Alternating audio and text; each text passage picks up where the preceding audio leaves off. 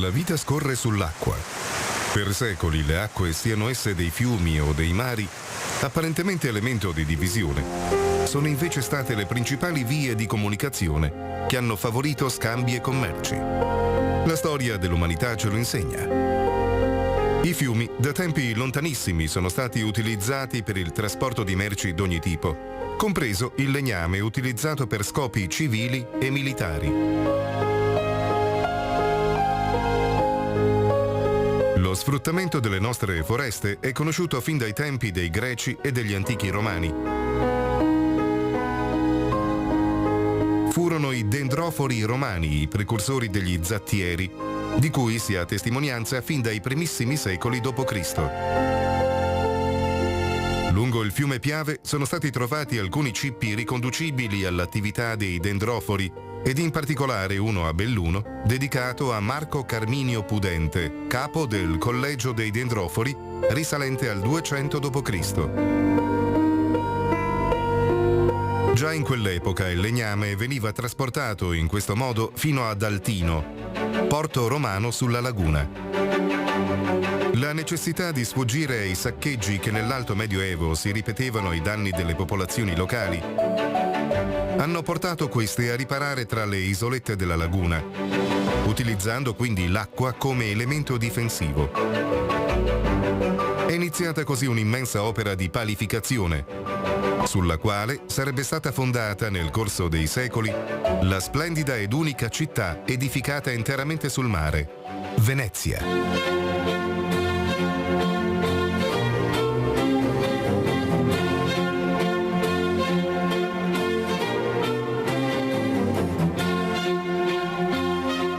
Per le esigenze civili e per quelle navali della Serenissima fu straordinario l'impiego delle risorse forestali del Bellunese, dando sviluppo ad un'economia articolata lungo l'asse fluviale del Piave, dal disbosco alla lavorazione del legname, al trasporto dello stesso lungo le vie dell'acqua.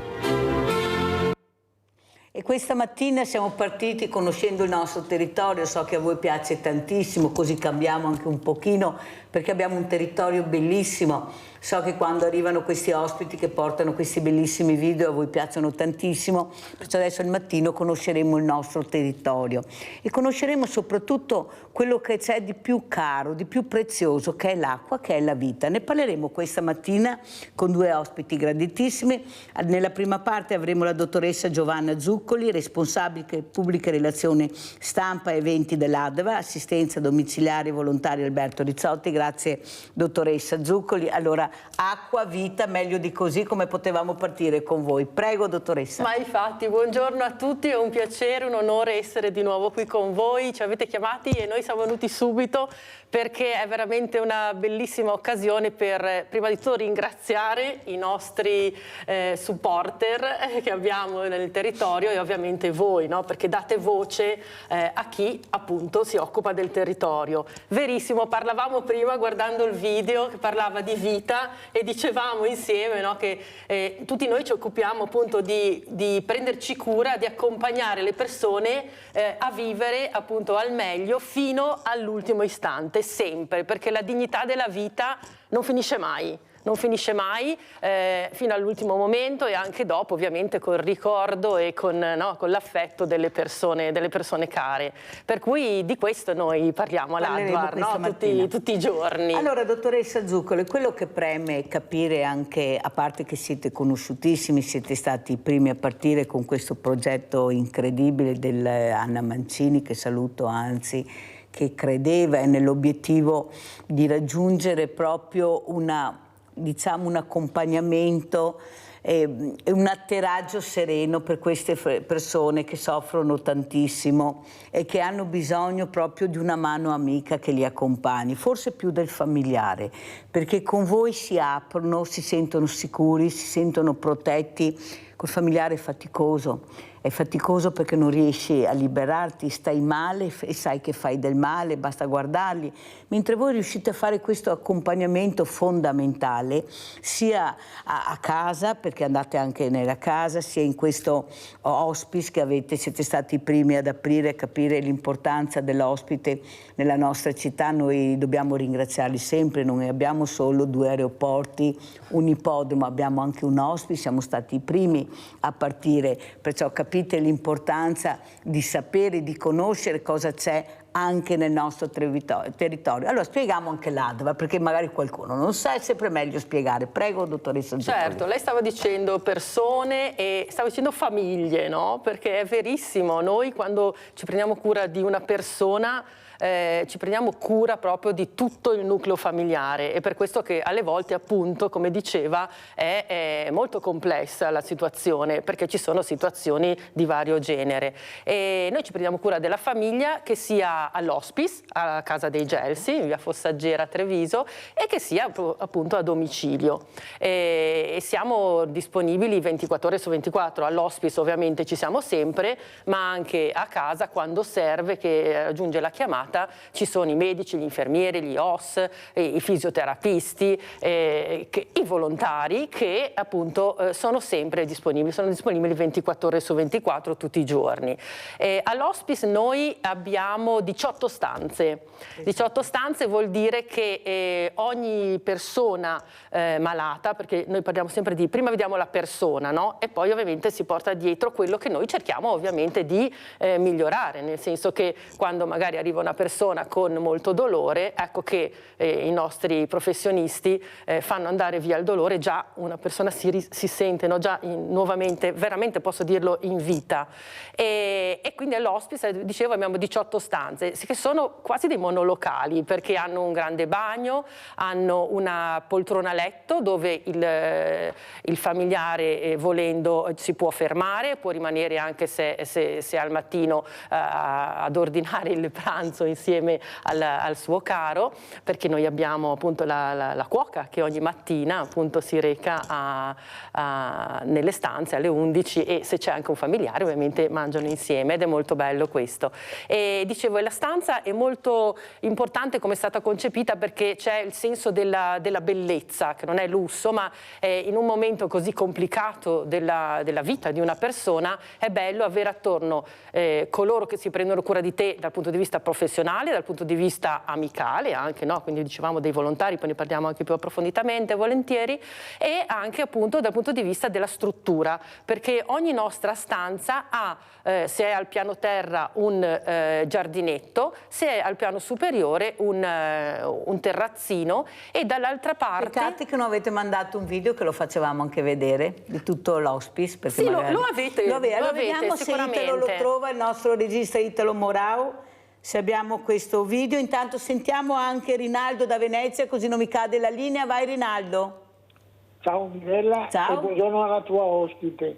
Finalmente ti ne porti, cominciamo bene la giornata con questa gente che è qua, questi cessanti, queste persone qua, perché con queste persone qua, come la signora, salviamo il Veneto. Questo è l'avvenire nostro, queste persone che se dà tanto da fare, fa aiutare la povera gente che sta male. Ti vedi, mica una certa età, sapere che in giro delle persone del genere mi sento più sicuro, nel senso, dico fiori, però ti sa che ti capita una roba, mi sono stato agli ospedali, andavo dai manicomi, gli ospedali 50 anni fa, li conosco gli ospedali e anche i manicomi, ma ho sempre visto gente poco attenta al paziente, specialmente i manicomi. Ma adesso, di queste persone che si dà da fare, devi la possibilità di sviluppare quello che devi fare.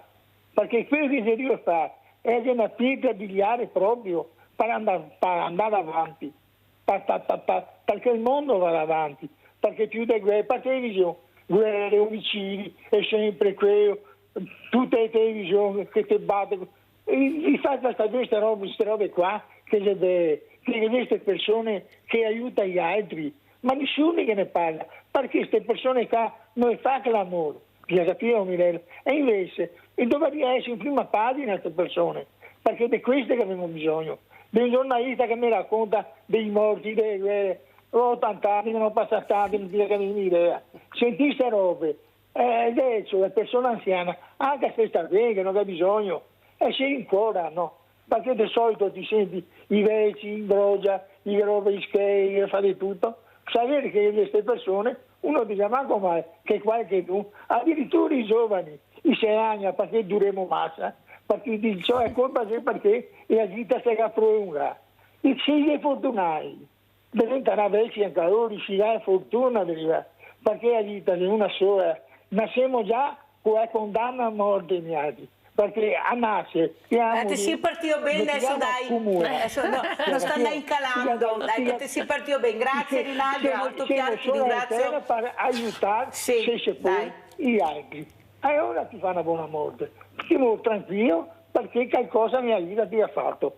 Ciao Mirella. Ciao Rinaldo, grazie. Lui è un libro aperto al mattino quando chiama, proprio questo desiderio anche di far capire l'importanza di avere questi ospiti. Ecco, io so che è fondamentale a casa perché riescono a capire anche cosa c'è nel territorio, perché c'è poca informazione. Lei si occupa proprio di pubbliche relazioni, è molto importante, stampa eventi, perciò il comunicare è importantissimo perché la gente deve sapere, però è difficile, bisogna sapere anche comunicare. Prego, dottoressa. Assolutamente vero. Noi ci impegniamo proprio tutti i giorni e ovviamente vi ringraziamo per questa opportunità che ci dà modo di parlare direttamente con i cittadini tra l'altro che ci sostengono. Noi infatti abbiamo, io dico sempre che io porto 2 livelli di comunicazione, no? Il primo è proprio quello di far conoscere che le persone hanno diritto e ci sono le cure palliative e questo diritto è gratuito. Tutti i servizi dell'ADVAR sono assolutamente gratuiti per le persone che vengono da noi o che appunto raggiungiamo a domicilio, sia dell'ADVAR che ovviamente del servizio Rimanere Insieme, di cui poi vi parlerà anche il mio collega Lorenzo Bolsonello. Per quanto riguarda la comunicazione, dicevo, di primo livello è appunto quindi far conoscere, perché tanti non lo sanno. Veramente è uscito adesso un comunicato proprio della Federazione delle Cure Palliative in cui ci sono veramente la percentuale. Ecco che vediamo l'hospice, mi fa piacere. Eccolo qua, il nostro bravo regista l'ha trovato anche per far capire l'importanza dell'ambiente. Ecco, guardate, prego. Bellissimo. Dottoressa. Ecco, e quindi è fondamentale, sappiatelo, se avete bisogno, è meglio non avere bisogno dell'ADVAR, ma se si ha necessità è veramente bello sapere, come diceva il Signore, sapere che ci sono persone, professionisti che si prendono cura di noi fino all'ultimo istante. Ecco. Il secondo livello di comunicazione è un appello ai cittadini a sostenerci, perché noi abbiamo costi e questi costi vengono coperti solamente per 1/3 dalla convenzione che abbiamo con US2 Marca Trevigiana. Tutto il resto, pensate, il 37% circa ci viene coperto, tutto il resto dipende da voi, dipende dalle entrate, se venite ai nostri concerti, se comprate le uova, se venite ai nostri incontri, no? Magari dando un'offerta responsabile, certo. Oppure i lasciti che sono importantissimi. Ecco, guardate bene questa locandina. Ecco, bravi. Questa locandina parla di quello che vi volevo appunto raccontare io, cioè questa è la nuova campagna di quest'anno del 5 per 1000. Ringraziamo le colleghe del marketing, della grafica appunto perché l'hanno messa in atto. Ecco, questa è la nuova campagna perché? Perché noi col 5 per 1000 copriamo, dunque quest'anno abbiamo ricevuto, che sono soldi dell'anno scorso, 600.000 euro. Ora voi direte 600.000 euro, detta così sembrano tanti, abbiamo visto sui giornali, no? Siete i primi, l'altra volta lo dicevamo, mi ricordo insieme, è vero, però noi sapete che con 600.000 euro noi cosa ci facciamo? Noi copriamo i costi di circa 75 persone all'hospice. Noi all'hospice accogliamo sulle 300 o più persone l'anno, pensate quanti costi che abbiamo. Oppure, non so, 150 accompagnamenti a domicilio. Pensate, ecco, l'importanza della donazione. Io dico sempre però, dottoressa, il problema è che siamo in tanti. Siamo talmente in tanti che ormai è difficile far capire anche alla persona che è a casa come fare. Per questo è importante la comunicazione, perché in maniera io sento, ascolto, so e vedo la persona che mi racconta questo, allora riesco a capire dove indirizzare il mio 5 per 1000, perché giustamente io ho anche i sindacati che vengono ospiti, loro non possono mettere una specie di scaletta con tutti i 5 per 1000, perché giustamente sono tantissimi e poi si sa come va a finire. Però se uno a casa sa e arriva appunto col codice fiscale quando fa la denuncia dei redditi, perché molti non lo sanno ancora, non lo sanno, voi non avete idea quante persone non donano perché non si ricordano, non sanno, perciò l'importanza della comunicazione su situazioni veramente molto importanti come l'hospice, perché giustamente è vero che non bisogna averne bisogno, è meglio, però bisogna conoscere, ecco, questo, l'importanza di conoscere. Io da questa mattina aprirò appunto con queste bellissime immagini, conoscere il territorio, sapere cosa c'è, e si sposa benissimo con quello che abbiamo visto, perciò la comunicazione, le pubbliche relazioni sono fondamentali. Prego, dottoressa. Assolutamente, quindi vedete quanti costi e quanta necessità di aiuto abbiamo, no? Ecco, vedo che abbiamo l'immagine del nostro prossimo progetto che portiamo avanti da 4 anni ormai, questo è il quinto, e si chiama appunto il mese dell'ascolto. È molto interessante perché insieme al Consiglio Notarile di Treviso, che mette a disposizione i propri notai, riusciamo ad organizzare presso l'ADVAR, noi mettiamo a disposizione solo i locali, è un incontro anonimo ovviamente, e mettiamo a disposizione appunto i nostri locali, dicevamo, per permettere alle persone di, anche qua, di conoscere come fare per poter appunto devolvere i propri beni, il proprio testamento, tutto quello che si vuole, un lascito, appunto a favore di chi si crede possa portare aiuto alla comunità. Ovviamente una persona pensa sempre alla propria famiglia, no? Noi lo diciamo sempre, ci sono appunto i figli, i parenti, ma questo è giustissimo, però magari una parte, no? Noi puntiamo sempre, diciamo sempre, una quota di quello che hai, se tu lo lasci a qualcuno che può fare del bene, è come lasciare se stesso, è come se tu, una volta che non ci sei più, continui ad aiutare, a fare del bene ad altre persone che forse magari quando eri in vita hanno anche fatto bene a te, oppure a qualcuno che conosci. Ecco, dicevo prima, come vedevate la locandina, maggio sarà il mese dell'ascolto, quindi si possono prenotare degli incontri assolutamente anonimi se si vuole, si può lasciare un nome di fantasia e quindi prendere appuntamento con un notaio che incontrerete presso l'ADVAR in anonimato, singolarmente, personalmente, e chiedere appunto come funzionano questi lasciti. Abbiamo Nadia da Treviso, vai Nadia. Ciao Mirella, buongiorno alla dottoressa. Sono emozionata perché io l'ADVAR ho avuto i miei genitori. Scusate, il papà è mancato il 1° gennaio 2010, la mamma il 17 novembre 2012. La mamma è rimasta 40 giorni alla casa di Gelsi.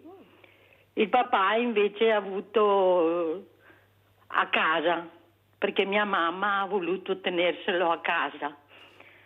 Comunque devo ringraziarvi infinitamente. Grazie, arrivederci. Cara la nostra Nadia, ecco, brava Nadia, ecco, per far capire l'importanza di quello che ha spiegato la dottoressa Zuccoli, perché poi questi familiari apprezzano.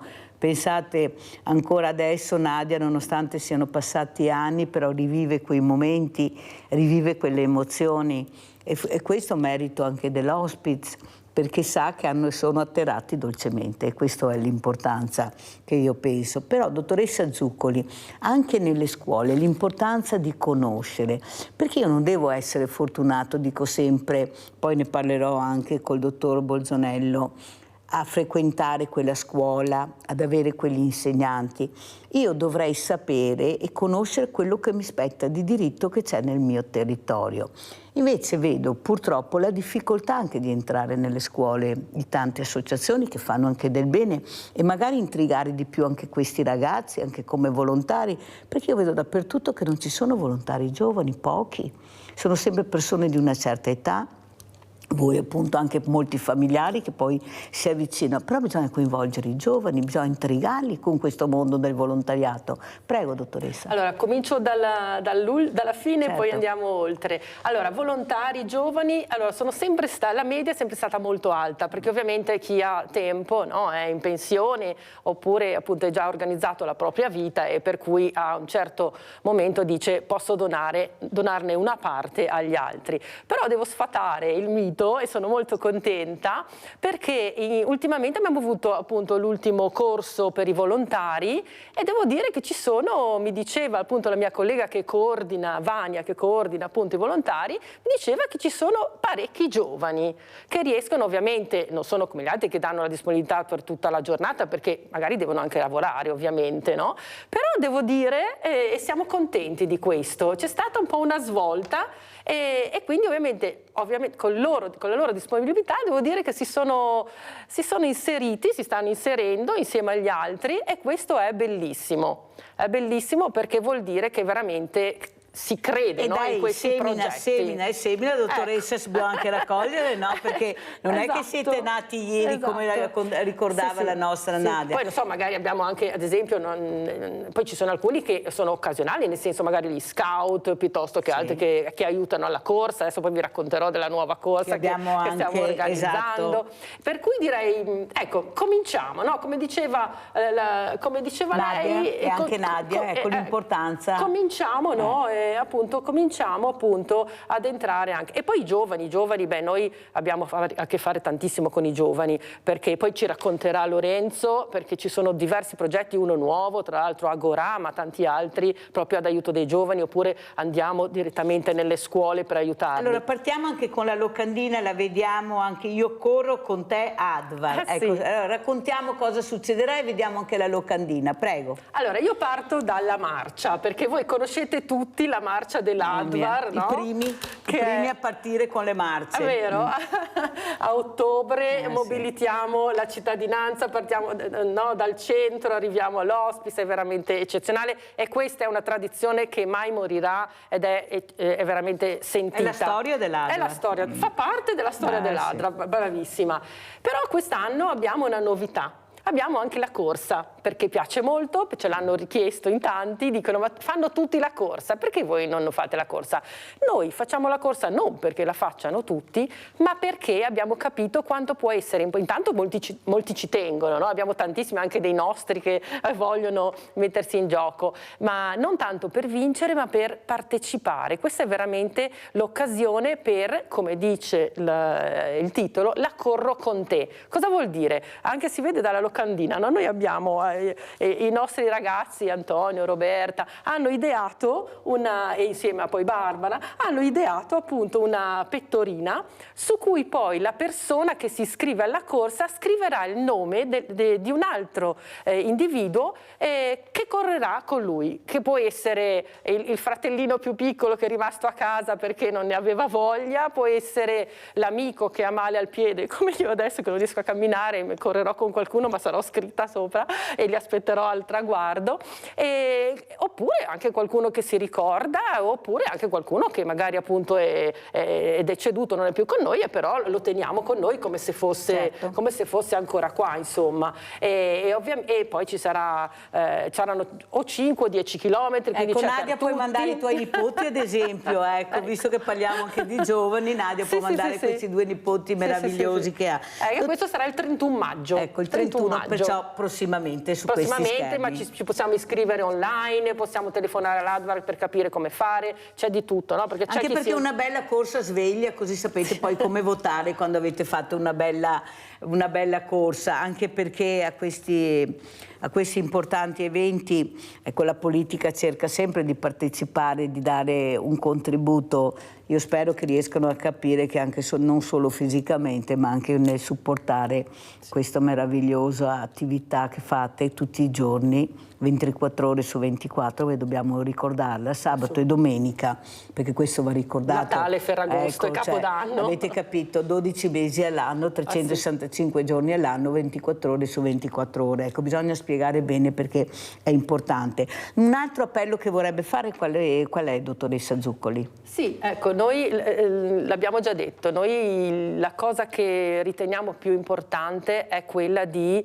sostenerci continuativamente, no? Quindi ringraziamo chi o con un lascito, una parte del patrimonio, o con il 5 per 1000 o con Adotta la Cura, perché c'è anche Adotta la Cura, tramite anche Centro Marca Banca abbiamo la possibilità di adottare delle giornate di assistenza, no? All'hospice piuttosto che a domicilio.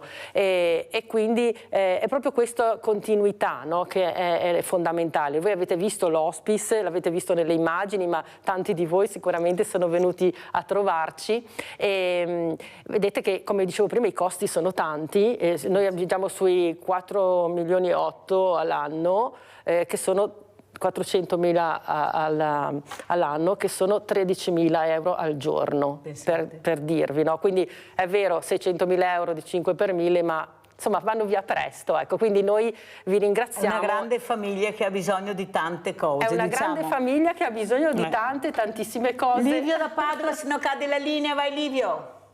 Mirella, ciao. Un saluto alla dottoressa Zuccoli. Buongiorno. Complimenti.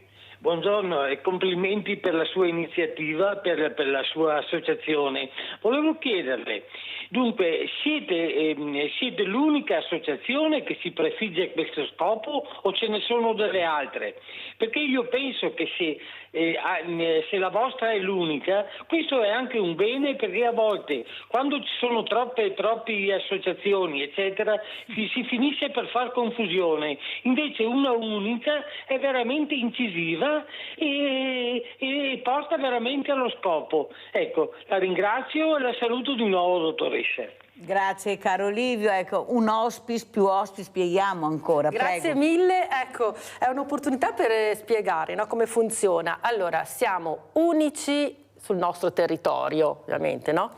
Ma non è bello che siamo unici altrove, perché è giusto che tutti i cittadini, no, da nord a sud dell'Italia e poi in tutto il mondo possano appunto usufruire delle cure palliative, per cui ci sono hospice, ci sono associazioni che ovviamente si occupano di intervenire nei determinati territori o delle varie ULSS italiane. Quindi noi abbiamo il nostro territorio, ma ci sono poi altri hospice a Venezia piuttosto che in altri posti che ovviamente si curano di quello. Quindi è importante che ci siano altre associazioni, perché così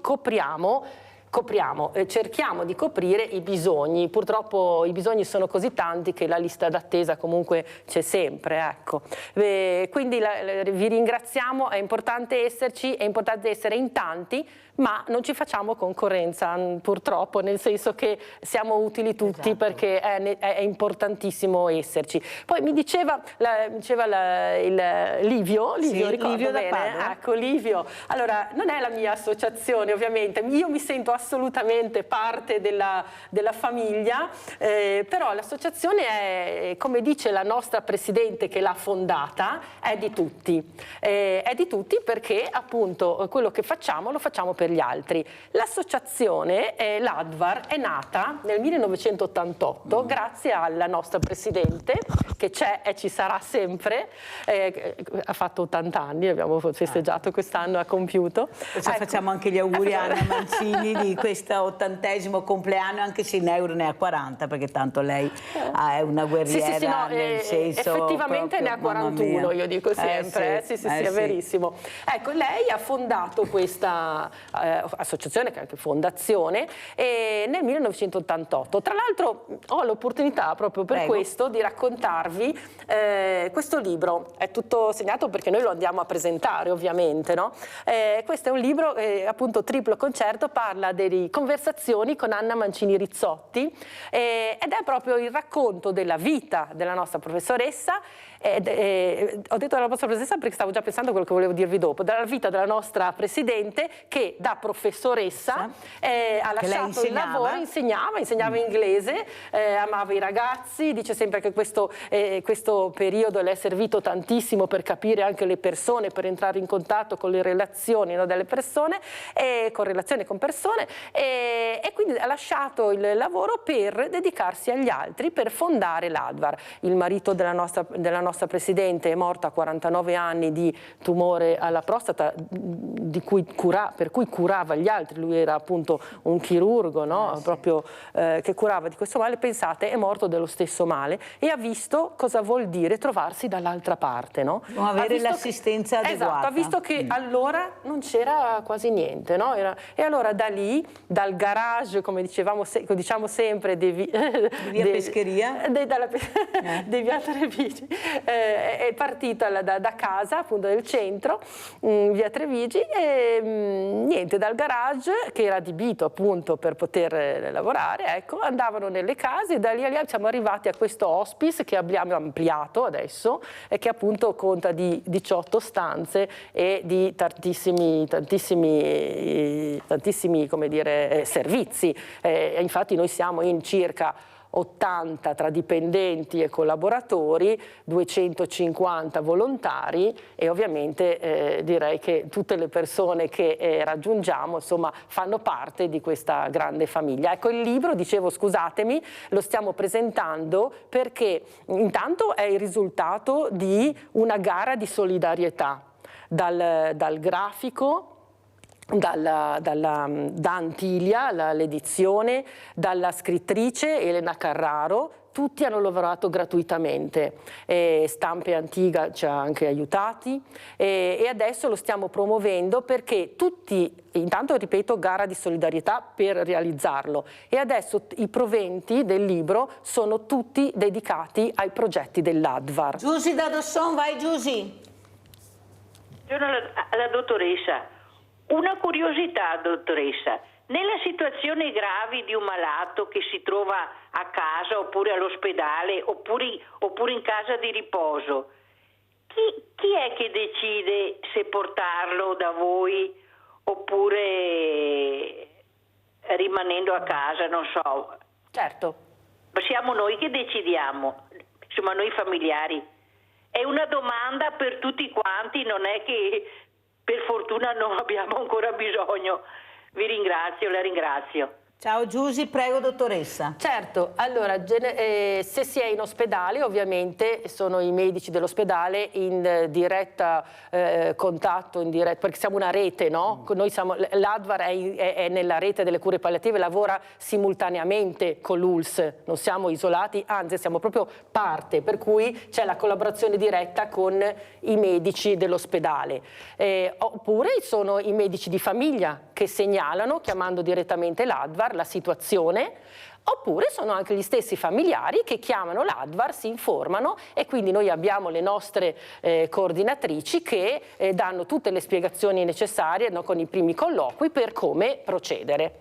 Meglio di così, pubblicità.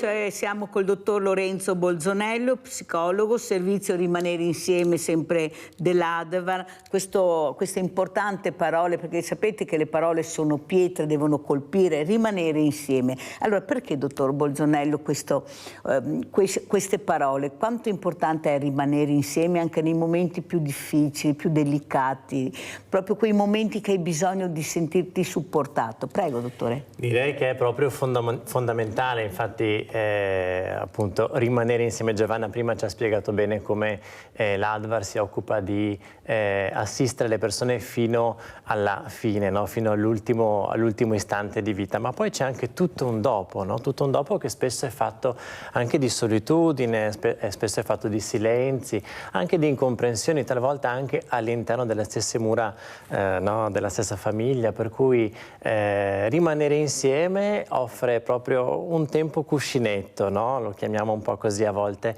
dove poter elaborare quel vissuto di perdita e ritornare, ecco, in società, ritornare insomma non quelli di prima, perché un lutto no, ci fa sempre cambiare, ci fa sempre evolvere a volte come persone, ma appunto poterci riaprire alla vita, no? Mi viene in mente le immagini che prima avete fatto vedere, insomma, della natura, no? Ecco, una persona in lutto all'inizio, no, di questo tempo così delicato della vita non riesce a vedere quelle bellezze.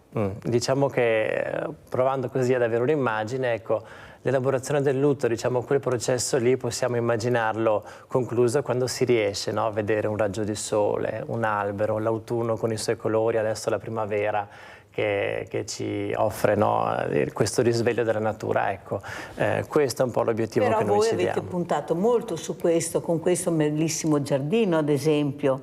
Ecco, prima la dottoressa Zuccoli aveva questo libro, Terzo concerto, voi siete partiti con i concerti, perciò con la musica, la cultura e soprattutto questo anche giardino, avete puntato molto sui colori, sulla natura, dove anche questa persona, il familiare, può sedersi a godere di questo bellissimo giardino. È fondamentale, cioè non è la struttura in sé, è tutto il contorno che è fondamentale per far vivere bene, per riuscire anche a staccare la spina in questi momenti. Prego, assolutamente sì, infatti è assolutamente una cosa alla quale teniamo tantissimo, no, i nostri spazi anche esterni, proprio perché il contatto con la natura consente di ritrovarsi, consente anche, no, di prendersi una pausa rispetto ai ritmi frenetici delle giornate, ma poi consente anche un po', no, di avvicinarsi a quella che è la naturalità dell'esistenza umana, no? Che prevede anche il vissuto di perdita. A volte, no, noi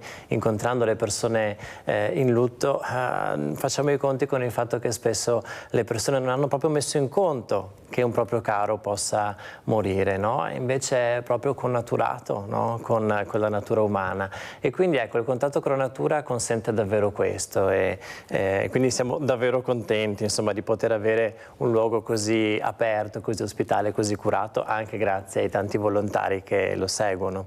Allora, un'altra cosa importante, dottor Bolzonello, è capire e soprattutto l'ascolto che fa l'ADVAR, questo ascolto che è fondamentale, ma anche l'accompagnamento, la elaborazione del lutto. Bisogna essere preparati, perché al momento non ti rendi conto della tragedia, perché sono tragedie per i familiari. Abbiamo sentito Nadia, anche sono i tuoi familiari, perciò è un lutto che devi elaborare. Quanto importante è l'accompagnamento nell'elaborare il lutto?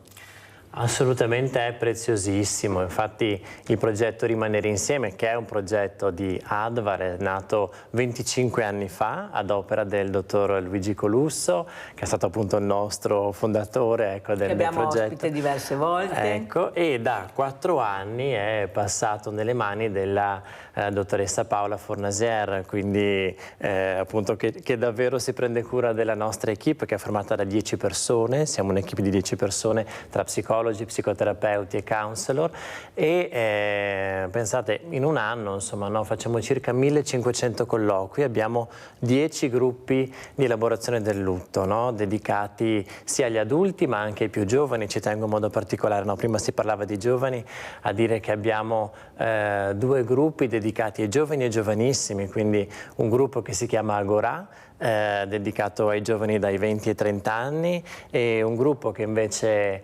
appunto viene attivato quando abbiamo un numero, insomma, di richieste congrue, che si chiama Per tenerti nel cuore, no? E quindi lo dico, insomma, perché a volte i ragazzi non sanno, no, di potersi rivolgere a noi, e lo dico anche magari agli insegnanti, ai genitori che magari ci stanno guardando. Ecco, un servizio gratuito, io ci tengo a dirlo, e questi gruppi dedicati ai più giovani sono anche online, quindi anche più vanno incontro, ecco, alla flessibilità tipica, insomma, di quella fascia d'età. Allora, vediamo anche questo video, lasciti testamentari Advar, e poi lo commentiamo. La vita mi ha offerto doni meravigliosi. Dapprima un figlio e poi voi, i miei nipoti. Ho sempre sentito forte il desiderio di proteggervi e ho capito che il modo migliore per farlo era trasmettervi valori di gentilezza, altruismo e solidarietà. Quando vi guardo, quando vi ascolto, capisco che questa è l'eredità più profonda che potessi lasciarvi. Un'eredità fatta di gesti concreti. Per questo ho disposto anche un lascito solidale ad Advar. Maggio è il mese dell'ascolto. Parliamo di lasciti testamentari solidali. Prenota il tuo appuntamento riservato e gratuito con il notaio.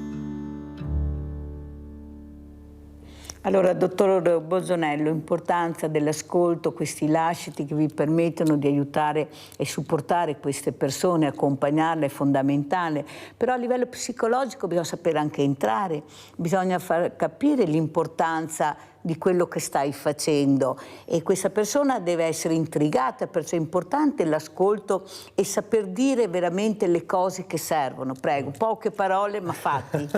Esatto, io dico sempre, no, molte volte facciamo fatica magari ad avvicinarci a una persona in lutto perché abbiamo l'idea, no, che suoniamo il campanello e cosa gli dico?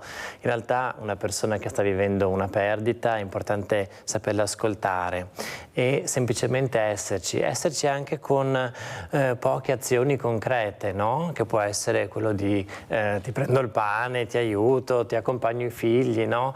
E poi c'è la realtà nostra, insomma, di rimanere insieme, dove le persone che ci contattano spesso lo fanno perché sentono il bisogno di prendersi cura di questo vissuto che davvero stanno attraversando, no? Il tempo delicato del lutto e sentono però di volerlo fare in un ambiente in cui sono sicuri di poter essere capiti e sono sicuri di poter essere loro stessi, no?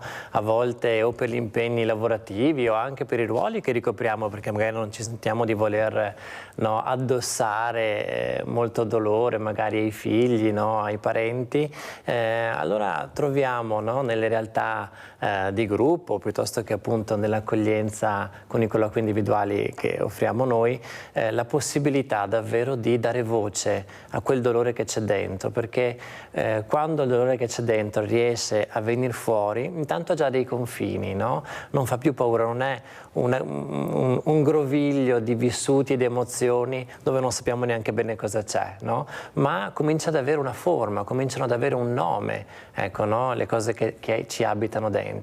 E ecco, mi piace anche dire che non è solo il tempo che passa che aiuta, no? Perché a volte no, si sente dire questo, no? Vedrai che il tempo passa e no, non è solo quello, bisogna anche, come dire, davvero attraversare, no? Il tempo del lutto, attraversare senza sconti, no? Senza avere il timore di piangere, senza nemmeno avere il timore, no? Che questo possa in qualche modo, come dire, rompersi. Dottor Bozzonello, ci si vergogna a piangere. Io ho avuto ospite diverse mamme che hanno perso i loro figli o incidenti stradali o morte sul lavoro e una mamma in particolare qui dove era seduta dove è seduto lei e piangeva tantissimo e ha detto non dobbiamo vergognarci di piangere. Anzi, fa bene, quando ci incontrate non abbiate paura di fermarci e lasciateci anche piangere, perché nel momento che io piango vicino a te vuol dire che tu mi fai ricordare e il ricordo fa bene, anche il pianto fa bene. Prego, dottor. Assolutamente sì, noi a volte abbiamo il timore di questo, no? Soprattutto poi magari verso i più giovani, invece io dico sempre, no? Dobbiamo ricordarci che quando piangiamo, a meno che proprio non sia la disperazione più totale, ma in realtà stiamo fornendo uno strumento, no, ai figli, ai nipoti, uno strumento che consente anche a loro di stare nel tempo della perdita, no? Provate a immaginare quando, no, un nipotino magari sa che non c'è più un nonno e vede che la mamma non piange, fa come se nulla fosse, no? Come se lo spiega, no? Fa fatica, i bambini fanno domande, no? E a volte quando non hanno lo spazio, no? Di avere delle risposte, no? E di potersi confrontare con gli adulti, spesso questo fa, come dire, muovere la loro fantasia, no? E trovano a volte delle giustificazioni che poi hanno davvero poco a che fare con la realtà. Quindi non abbiamo il timore di piangere, assolutamente, fa parte della nostra vita, della nostra natura. Noi siamo felici, siamo tristi, siamo nostalgici, no? Siamo gioiosi, siamo tutte queste cose qua, non c'è un buono e un cattivo, no? Ci sono tutte le sfumature delle emozioni, questo è importante che ce lo ricordiamo perché dobbiamo lasciarle vivere anche, no? Rimanere insieme, però rimanere insieme anche per ascoltare, bisogna anche saper ascoltare, perché la persona che in quel momento si apre ha bisogno di essere sicura che tu la stai ascoltando, che tu non stai pensando a qualcos'altro, perciò anche l'ascolto è impegnativo, perché è un ascolto che deve essere visto e la persona vede se tu la stai ascoltando o solo ti sta guardando. Prego, sì, dottor Bolzonello. Certo, questo è assolutamente un altro degli aspetti fondamentali, no? Noi non siamo semplicemente delle persone che transitano nella vita degli altri, noi siamo a volte dei riferimenti, no? Siamo in un angolo del loro cuore spesso, no? Per cui è importante davvero che arrivi questo ascolto qua, e questo per noi è, come dire, maggiormente garantito dal fatto che noi siamo un'equipe, e un aspetto, un valore aggiunto che io sento, no, nel lavorare, insomma, all'interno di Rimanere Insieme, è il fatto che abbiamo la possibilità di incontrarci settimanalmente tra di noi, ecco, per 3 ore alla settimana, proprio per dare voce, no, anche ai vissuti che noi raccogliamo, no, durante la settimana, e questo ci consente di essere davvero presenti, ecco, con le persone, perché sappiamo che poi dietro di noi c'è un'equipe che ci sostiene, che c'è, con la quale c'è la possibilità davvero di scambiarsi vissuti, di poter come dire, davvero essere in sinergia, ecco, nel prenderci cura delle persone che ci contattano. Allora, guardiamo ancora le immagini, dico alla regia, dell'hospice, per far capire anche l'importanza dei colori e dei nomi delle stanze. Queste stanze hanno dei nomi bellissimi, perché in quel momento entri in un ambiente che ti deve accogliere, e anche il nome è importante. Prego, dottor Bolzonello. Sì, certo, i nomi delle stanze dell'hospice hanno i nomi della natura, così come anche hanno nomi che si riferiscono alla natura, i nomi dei gruppi che noi abbiamo di elaborazione del lutto, no? Proprio perché la natura torna ancora, no? E torna a offrirci delle immagini che sono custodite dentro di noi, no? E che a volte identificano un orizzonte, no? A volte ci offrono la possibilità, come dire, di fare i conti con un'immagine che ci rasserena, no? Che può offrirci speranza, e quanto ne hanno bisogno, no? Le persone che affrontano il delicato tempo dell'assistenza piuttosto che anche della perdita, no? Anche perché non sono numeri, io non sono il numero 12 o il numero 19, sono, ricordiamo i nomi di queste stanze, qualcuno? Beh, so che c'è la stanza dell'acero, della quercia, la stanza del gel. Sì, quindi ci sono diversi, assolutamente. Vieni a trovarmi nella stanza della quercia. Esatto. Pensate che diverso che è l'ascolto, che non dire sono al numero 6, sono al numero 3. Pensate l'importanza anche di questa comunicazione che si parlava prima con la dottoressa Zuccoli. Non essere numeri, no? E non essere numeri, ma essere invece assolutamente accolti, no? E coccolati, mi viene da dire così, no? All'interno del nostro hospice. Come mai, dottor Bolzonello, lei si è avvicinato all'Advar? Dove è stata la scintilla? Perché lei è un ragazzo giovane, un uomo giovane, si parlava molto che i giovani spesso vengono visti, io punto molto sui giovani e per me sono bravissimi, a parte qualche raro esempio che però fa purtroppo cattiva notizia, ma io vedo invece che ci sono tantissimi bravi giovani, bravi uomini che fanno fatica a emergere, perché purtroppo noi siamo così, abbiamo bisogno dell'esempio negativo più che del positivo. positivo. Ecco, quando è nata la scintilla, è scattata la scintilla, dottor Bolzonello? Ma allora, a livello personale potrei identificare più momenti nella mia vita, ma insomma senza dilungarci troppo sicuramente potrei dire che mi è chiaro attraverso delle esperienze personali che non hanno a che fare con lutti particolarmente gravi, ecco, non ho avuto ecco, lutti così segnanti, ecco, nella mia vita, se non quelli che potevo ragionevolmente mettere in conto, ma diciamo che mi è stato chiaro come spesso di fronte a una perdita c'è un prima e un dopo nel momento della vita di alcune persone, no? E quindi poter essere presenti in quel momento, poter curare alcuni passaggi preziosi e anche in qualche modo veder nascere, no, la nuova persona dopo un vissuto di perdita, ecco, ho capito che era un momento intenso e volevo poterci essere, poter dare il mio contributo, poter essere accanto, no? E sostenere questo momento così significativo, così ricco, così anche faticoso per certi aspetti, ma anche così pieno in realtà di vita. Gratificante anche. Assolutamente sì. Abbiamo Tamara da Spresiano. Ciao Tamara. Ciao Mirella. Ciao. Scusa, sono un po' emozionata. Cosa c'è Tamara? Sono un po' emozionata. Sei? Emozionata, scusa ok. Mirella. Scusami. Oggi sarebbe il compleanno di mia nonna che non c'è più. Avrebbe fatto 90 anni. Sarebbe stata in casa dei Chelsea, anche lei. E dopo all'Adovan. Ho una bella poesia per tutti i nonni da leggere. Spero che vi piace. Ecco, calmati e leggi piano la poesia e hai fatto bene a chiamare. Dai, leggila Tamara. I nonni. I nonni. Ci sono delle cose che solo i nonni sanno. Sono storie più lontane di quelle di quest'anno. Ci sono delle coccole che solo i nonni fanno per i loro tutti i giorni. Sono il tuo compleanno. Ci sono nonni e nonne che fretta mai non hanno. Nonni e nipoti piano nel tuo tempo insieme e tornano. Ciao nonno, ci voglio bene nonno, ciao Mirella. La nostra Tamara è così, una ragazza sensibilissima, fragilissima.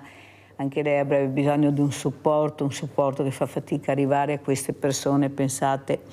E invece è fondamentale. Poi ti chiamo, sai Tamara, per far capire l'importanza di ascoltarli e loro di esserci, di far sentire la loro voce, magari anche piangendo, ma in quel momento è uno sfogo importante che anche Tamara usa per far capire che forse c'è qualcuno che la deve ascoltare.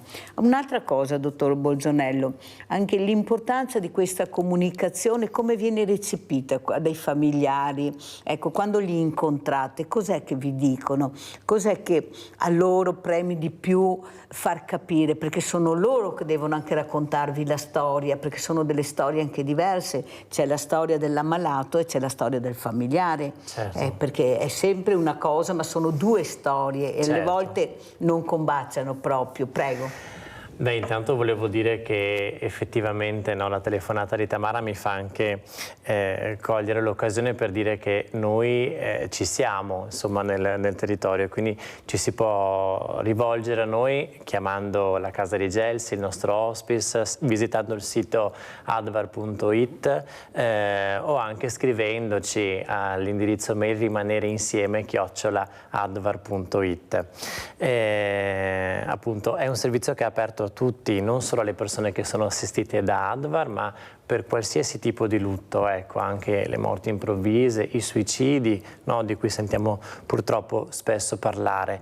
Diceva appunto quanto è importante incontrarsi e cosa raccogliamo. Cosa raccogliamo? In realtà molto spesso, a discapito di quanti dicono chissà cosa devo dire, la persona in lutto che ci contatta. Beh, intanto già il fatto che ci contattino Vuol dire che c'è una disponibilità, no? Un desiderio di aprirsi e di affrontare, no? Questo scrigno di dolore. E quindi poi molto spesso, a volte io faccio fatica anche a presentarmi perché già partono, no? A raccontare quello che è successo a loro, no? E all'inizio si vede proprio come c'è una narrazione spesso confusa, no? Nel tempo, dove si salta avanti e indietro, dove ci sono tante emozioni che si susseguono, no? Tra il dolore, la rabbia, la nostalgia, no? E poi ecco un po' alla volta quel caos, no? Diventa ordine, no? Man mano che passano gli incontri, quindi diciamo che non è faticoso in realtà all'inizio entrare in contatto, ecco, con le persone che ci chiamano, no?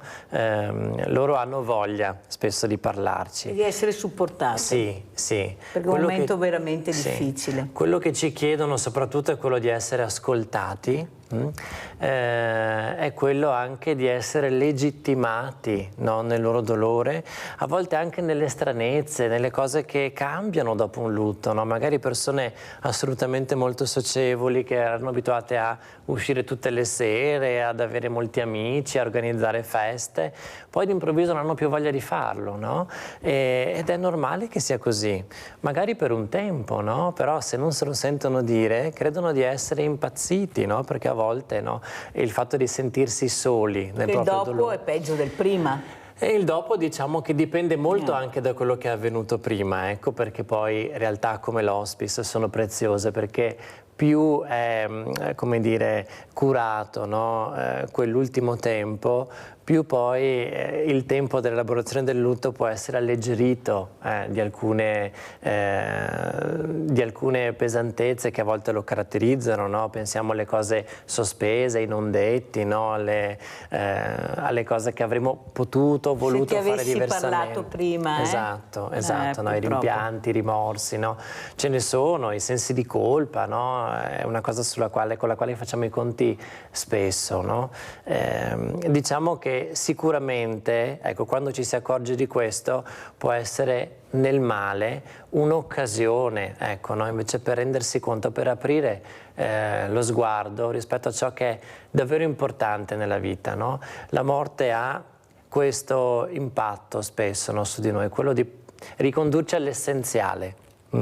E di capire che forse Eppure fa ancora paura questa parola morte, è vero? È una parola che veramente quasi tutti temiamo, si fa fatica a dirlo. Quello che noto è che forse i ragazzini, ecco, non danno il valore giusto a questa parola, quasi quasi ci giocano, ecco, non riescono a capire il confine tra la vita e la morte. Anche questo andrebbe loro insegnato, perché i casi stanno diventando un problema. Abbiamo sentito, poi vedremo anche ieri, questi ragazzini, per fortuna che questo signore si è accorto che avevano questi sassi su un cavalcavia e sicuramente se qualcuno non li fermava li avrebbero lanciati. Ecco, non rendersi conto del problema che tu puoi causare una morte, in un momento uno vive e tu con il tuo gesto crei la morte. Ecco, questo dovrebbe essere insegnato. Io sono convinto che dovreste andare più nelle scuole, parlare di più a questi ragazzini. Io sono straconvinta che loro sono stanchi della solita lezioncina 2 o 3 volte l'anno, dopo 10 minuti non si ricordano più. Bisognerebbe portarli a vedere quello che è la realtà anche dell'ospite, toccare con mano queste che sono le eccellenze che abbiamo, l'eccellenza che abbiamo nel territorio, però è faticoso perché li portiamo a Parigi, a Londra, però non li portiamo nelle cose reali, concrete, che li fanno anche crescere, che sono queste cose meravigliose tipo l'ospite del territorio. Sì, questo mi consente davvero invece di dire che noi abbiamo un progetto che si chiama Con la vita davanti, che ci porta proprio nelle scuole. Noi siamo stati anche in alcune classi del Liceo Berto di Mogliano e del Liceo Veronese di Montebelluna anche quest'anno, insomma davvero c'è una collaborazione invece. Per portarli, dico io, perché sempre andare, sono loro che devono venire a vedere. Poi una cosa a mio avviso è toccare con mano e guardare con i propri occhi, una cosa che viene raccontata. Anch'io vedo l'hospice, abbiamo visto le immagini, ma non potrò mai vedere se quello che io posso vedere veramente se lo vado a visitare. Certo. Forse visitandolo non ho più l'immagine, ma mi intrigo, mi viene voglia magari anche di avvicinarmi di più. È questo che io non riesco a capire, ma perché dobbiamo sempre andare noi e non loro a venire da noi? Ecco, questo è il mio progetto di futuro che cercherò di fare anche con altre associazioni, altre realtà. Purtroppo quello che è sicuro è che abbiamo finito il tempo, che è volato. Grazie. Io ringrazio veramente sia il dottor Lorenzo Bolzonello, psicologo al servizio Rimanere Insieme dell'ADVA, assistenza domiciliare volontaria Alberto Rizzotti, che la dottoressa Giovanna Zuccoli, responsabile pubbliche relazioni stampa e eventi dell'ADVA, sono stati con noi, perciò grazie, pubblicità.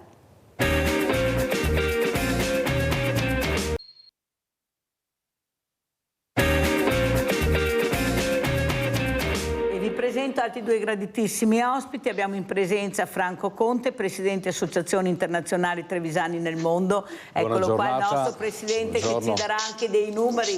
Ecco, non daremo i numeri perché ormai li abbiamo già dati i numeri, siamo veramente molto confusi. Lui ci darà dei numeri veri. Saluto anche Johnny Moretto, titolare Moretto Farm, collegato con noi da Crocetta del Montello. Vedremo questa acquaponica, questa coltivazione meravigliosa. Ciao Johnny, che piacere rivederti, grazie di essere qui con noi. Buongiorno Mirella. Ciao Piacere. Johnny. Ecco, siccome parlavamo di giovani, io partirei proprio con Johnny Moretto. Ecco, la difficoltà di essere intrigati, di essere capiti, di riuscire anche a far capire che stai facendo un lavoro serio, che hai bisogno di supporto. Ieri si parlava di borse di studio vinte, ecco, e questa regione che non riesce a dare i soldi a queste borse di studio, a questa programmazione che avevano fatto questi ragazzi. Ecco, è un'offesa, è un'umiliazione a volte, ma perché sta succedendo questo? Eppure dove vogliono i soldi li trovano, ma soprattutto il supporto. Johnny, quanto è importante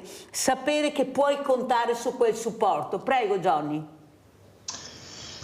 Beh, guarda, anch'io nella mia carriera, avendo lavorato per un periodo con l'università, ho aderito, ho avuto la possibilità di acquisire qualche borsa di ricerca e diciamo questi sono sicuramente dei supporti molto importanti in queste fasi dove noi magari giovani abbiamo l'idea, però ci mancano gli appoggi finanziari per poterle sviluppare, no? È chiaro che poi però anche queste borse di ricerca in questo momento diciamo siamo su un momento particolarmente florido grazie anche al PNRR, ai vari fondi che ci sono stati nell'ultimo momento, però diciamo che non è sempre stato così e quindi ci troviamo magari in situazioni dove l'abbiamo visto anche con l'università e anche con gli istituti scolastici negli ultimi anni dove non arriva niente e negli ultimi 2 anni arriva forse anche troppo e quindi magari queste risorse poi non vengono neanche sfruttate e quindi ci sono ma non c'è neanche il tempo di coglierle nel modo più corretto e quindi magari il giovane vorrebbe fare ma nonostante c'è l'opportunità di avere queste borse di studio non si riesce poi a portarle a buon fine a chi le dovrebbe prendere. Allora tu sei un esempio anche di start-up, che sono questi nuovi lavori che questi ragazzi si creano. Però, Presidente Conte, come diceva Johnny Moretto, lei è stato in politica, è stato sindaco, si occupa sempre, è sempre nel giro, diciamo. Però, Presidente, perché non si supportano questi ragazzi? Perché a parole si fa tutto, però poi nei fatti, quando questo ragazzo investe, crede, crea un qualcosa di nuovo, però giustamente come dice Johnny deve essere anche supportato, la politica comincia a prendere altre vie perché non ci sono mai, ecco, è sempre una questione economica, i fondi, ecco, per aiutarle. Poi come dice Johnny, quando arrivano non lo sappiamo, è tardi, fai fatica ad arrivarci, bandi difficilissimi. Io non so se qualcuno mi sta ascoltando, smettetela, fate le cose semplici, perché sembra che lo facciate apposta perché perdiamo o non facciamo il bando. Prego Presidente. Ma credo che i giovani abbiano bisogno di 2 cose. Uno è anche le possibilità economiche e finanziarie di mettere in atto quello che si aspettano, quello che hanno ideato, progettato. Il secondo aspetto è quello della fiducia. Ecco, noi siamo in Italia portati, non solo nelle nostre zone, ma in Italia in generale, portati a dare scarsa fiducia ai giovani. Credo che sia un elemento per loro fondamentale, altrettanto fondamentale delle risorse finanziarie. Tanti giovani partono e vanno all'estero avendo la garanzia che all'estero quella fiducia che loro si aspettavano di trovare in Italia la troveranno. Ecco, noi abbiamo moltissime aziende che vanno in crisi quando devono affrontare il cosiddetto ricambio generazionale. Il passaggio di padre in figlio è sempre traumatico e molto spesso purtroppo in Italia, in modo particolare nel Veneto, avviene quando il figlio ha già un'età avanzata, è già adulto. Mi sento di dire anche qualche volta è già vecchio per diventare il titolare dell'azienda e quindi l'azienda magari passa ai nipoti, perché c'è proprio questa scarsa fiducia che viene data ai giovani, perché c'è anche da parte dei titolari di aziende molto spesso la volontà di tenersela ben stretta come un patrimonio non di famiglia ma come un patrimonio personale. Ecco, quindi c'è bisogno sì di risorse economiche, ma c'è bisogno anche di un cambio di mentalità per quanto riguarda appunto questa fiducia che è necessario dare ai nostri giovani, perché tanti purtroppo, noi ne abbiamo segnali giorno per giorno, tanti purtroppo partono proprio perché sono convinti che all'estero troveranno le risorse, ma anche chi crede in loro, chi crede nelle loro idee, nei loro progetti e che darà a loro la possibilità di realizzarli. Allora, sentiamo come commenta Johnny Moretto le parole del Presidente Conte. Tu sei stato all'estero, tanto è vero che là hai visto quello che poi sei riuscito a portare qui nel nostro territorio e realizzarlo. Prego Johnny. Sì, innanzitutto credo che l'esperienza all'estero sia sempre importante proprio per ampliare un attimino la mente e anche fare le cose magari in un modo diverso, innovativo, come ci è anche richiesto ultimamente, perché chiaramente senza l'innovazione non riusciamo ad adattarci a tutti questi cambiamenti che ci vedono protagonisti giorno per giorno.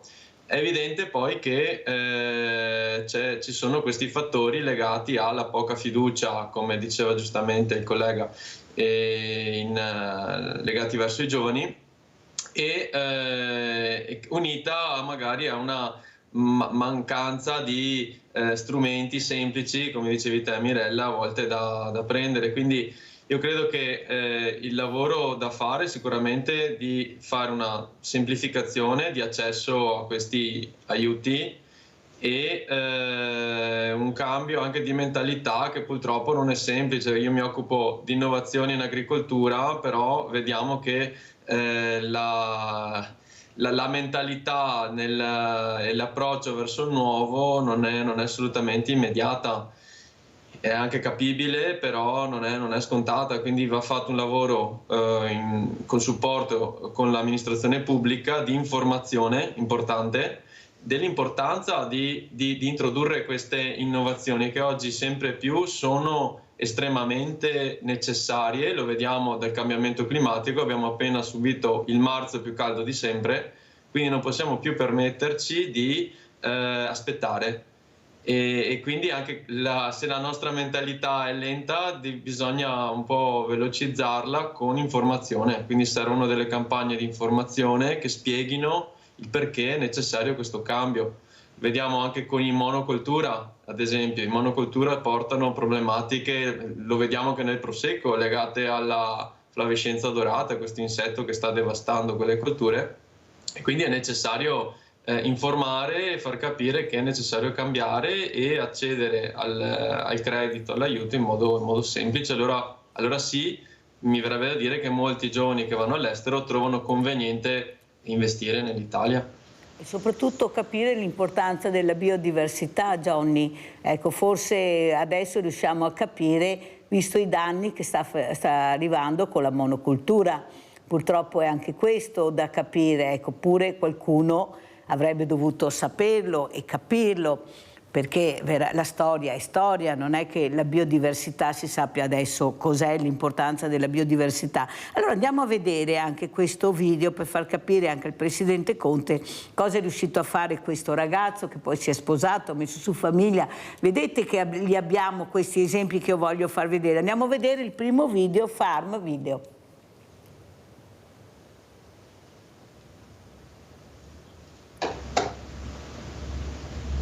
Io ero venuto qui a conoscere Johnny, che in realtà è un agricoltore, produce ortaggi in acquaponica. Non ho capito molto bene, acquaponica. Io non ho mai sentito questa parola. L'acquaponica è la sintesi tra acquacoltura, cioè l'allevamento dei pesci, e l'idroponica, cioè la coltivazione di orticole senza suolo in acqua. Ma cosa c'entrano le carpe con l'insalata? Un'insalatina che spunta dall'acqua alla fine. Incredibile! No, incredibile è che sotto non c'è la terra, c'è l'acqua. No, guarda. No, che c'è questo? Queste sono le radici. Come la tua barba lunga, via. Sì, vabbè, lasciamo stare la mia barba. Ma solo l'acqua? Solo acqua. Questo si chiama floating system, coltiviamo in galleggiamento. Invece qui abbiamo un sistema di coltivazione verticale che ci permette di risparmiare spazio. Al posto di una pianta posso metterne fino a 24. Qui ho 70 colonne che mi permettono di ospitare 1680 piante. È un condominio. Quindi verticale. Un grattacielo. C'è un terzo modo di coltivare in acquaponica che è questo, si chiama media bed. Queste sono delle vasche piene di argilla espansa e ghiaia e queste hanno due funzioni: sostenere piante più pesanti come un pomodoro, ma fare una cosa importantissima, il biofiltro, ovvero qui ci sono dei piccoli microrganismi che vanno a convertire quello che è la deiezione del pesce in fertilizzante per le piante. Ricordatelo, deiezione del pesce. Come si dice cacca in giapponese? Cacca, sì. Ah, si dice cacca, vabbè, ho capito. Beh, interessantissimo. Colpo di scena. Cosa c'entrano le carpe in tutto questo? Le carpe servono per dare da mangiare alle piante. Infatti queste piante qui non vengono coltivate con la chimica, come l'idroponica normalmente, ma la deiezione del pesce, la cacca, serve come fertilizzante per le piante. Eh sì, i pesci mangiano le piante e arricchiscono l'acqua con le loro deiezioni. Poi l'acqua fertilizzata dai pesci viene usata per produrre e nutrire gli ortaggi in idroponica. E vorrei fare un'altra domanda: cosa servono le piante per il pesce? Per pulirgli l'acqua. No, dai. E non è finita. Con i resti delle verdure, Johnny addirittura alleva delle mosche che producono delle larve. E questi poi diventano dei bruchetti che diventano cibo per le carpe. Incredibile! Cioè, se questa non è economia circolare, io... Di più non esiste. Come se fosse, no, marito e moglie. Marito e moglie è necessario, deve avere tutti e due per creare una vita circolare perfetta. È giapponese, quindi c'ha questa pulizia etico-mentale. Vabbè, è proprio una meraviglia. Col suo sistema Johnny risparmia acqua, risparmia energia. Con soli 2,5 kW risparmia lavorazioni. Risparmio anche, se volete, un po' di salute, perché lavoro ad altezza. Certo, si dice anche dalle tue parti la terra è bassa e invece questa è alta. Ma è stato anche pensato questo sistema per un disabile, ad esempio. Non ci sono barriere architettoniche, quindi anche una carrozzina potrebbe comunque arrivare a... Perfetto. Allora, Presidente Conte, cosa vuole dire a Johnny Moreto? Non so se lei lo conosceva, ma ha visto cosa è riuscito a fare questo ragazzo, con il supporto anche della famiglia in parte, ma soprattutto perché lui credeva, aveva visto, si poteva realizzare. Avete capito che si può mangiare sano, si può mangiare sano. Prego, Presidente Conte. Prima di tutto i complimenti a questo giovane ragazzo, perché penso che avrà così non più di 35 anni. Complimenti veramente, perché ha messo in atto una sua idea sicuramente, probabilmente avrà avuto anche l'esperienza, ho sentito che è stato all'estero, ha avuto l'esperienza acquisita appunto durante i suoi viaggi e credo che questa sia la strada da percorrere nel futuro, perché molto spesso purtroppo noi abbiamo in agricoltura delle culture altamente intensive. Le culture altamente intensive impoveriscono il terreno, si indeboliscono anche le piante, quindi c'è bisogno di trattamenti per poterle conservare, e non è un'agricoltura che possa dare la garanzia di una durata in futuro, quindi dobbiamo pensare appunto anche a queste forme che non sono alternative, sono sempre metodi naturali che ottimizzano fra l'altro i vari cicli tra piante e animali. E credo sia sicuramente un ragazzo che ha avuto un'idea geniale, un'ottima idea, sicuramente avrà ottenuto, ho sentito anche supporto, parlavo prima di fiducia, il supporto da parte della famiglia che l'ha incoraggiato nel suo percorso, e gli auguro quindi che il risultato che ha già ottenuto finora continui anche in futuro e lo premi appunto di questi suoi sforzi. Andiamo a vedere anche il secondo video. Che cos'è l'acquaponica? L'acquaponica non è altro che l'unione di due sistemi di coltivazione, ovvero l'acquacoltura, quindi l'allevamento dei pesci, e l'idroponica, la coltivazione fuori suolo. Andiamo ad unire i pregi di ognuna di queste due tecniche, ovvero l'allevamento dei pesci fornisce un'acqua ricca di nutrienti, questi nutrienti vengono trasformati in un fertilizzante, le piante lo assorbono, ripuliscono l'acqua per i pesci e si crea quindi un circuito chiuso, sostenibile, che permette la crescita e l'allevamento delle piante senza usare chimica. Che cosa troviamo qui nell'azienda? Noi abbiamo innanzitutto una serra, questa serra è grande circa 480 metri quadri e all'interno c'è l'impianto di acquaponica. Tutta l'acqua di pioggia che casca sopra la serra noi andiamo a recuperare su dei biolaghi. Questi biolaghi hanno la funzione di ripulire l'acqua e reintrodurre l'acqua nell'impianto, quindi non andiamo ad utilizzare acqua derivata da altre fonti. Il secondo aspetto è quello energetico, infatti di fronte alla serra abbiamo una struttura che stiamo ultimando di costruire che ospiterà un impianto fotovoltaico utile per renderla indipendente dal dato energetico. Allora Johnny, tante idee, sono passati diversi anni, com'è la situazione attuale per voi piccoli imprenditori, medi imprenditori? Qualcuno ha capito l'importanza del lavoro che state sviluppando, specialmente voi giovani imprenditori? Prego. Guarda, allora diciamo che la situazione è abbastanza in evoluzione, perché dopo notevoli sforzi nel far capire, diciamo così, l'importanza, sembra che ci sia un po' di apertura verso l'applicazione e l'utilizzo anche di questi prodotti appunto sostenibili, perché si va a risparmiare il 90% d'acqua, e in questo momento stiamo avendo l'attenzione sia da parte di ristoranti, diciamo così, anche di alto livello, dove vanno ad apprezzare prodotti autoctoni locali, quindi legati alle vecchie ricette dimenticate ma fatte in modo innovativo, e anche verso la grande distribuzione. Chiaramente non faccio nomi, però ci sono degli interessamenti che adesso stiamo cercando di capire se riusciamo a concretizzare. C'è un forte interessamento però nell'ultimo anno che si è concretizzato con le scuole, e questo secondo me è la cosa più importante, perché per attuare il cambiamento dobbiamo partire dal basso. E grazie, diciamo, al PNRR hanno avuto delle opportunità le scuole, li hanno chiamati laboratori green, e 10 scuole in particolare, sia nell'ambito agrario ma anche scuole elementari e medie che erano aperte, diciamo così, a questo bando, ci hanno chiesto di aiutarli a sviluppare dei piccoli sistemini di coltivazione di fuorisuolo come strumento didattico. E questo credo sia la soddisfazione più grande, perché se già il ragazzo vede a scuola che c'è anche un modo diverso di fare agricoltura, credo che poi, quando questo ragazzo diventi più grande, dovrà anche decidere cosa fare, ha una carta in più in tasca per decidere se anche qui si può sviluppare qualche opportunità.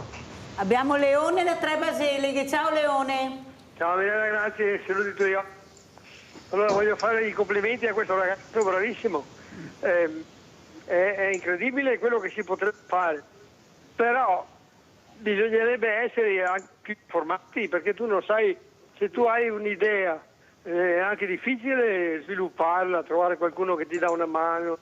Beh, io ormai sono vecchio e ormai è andata, però penso che non ci sia questa tanta voglia di informare, cioè siamo poco informati su queste cose, e così va così, ecco. Poi si diceva i cambiamenti climatici, Mirella, quell'attacco che hanno fatto dall'Iran a Israele, quanto inquinamento hanno prodotto? Ma tu hai sentito qualcuno che dica qualcosa di questo?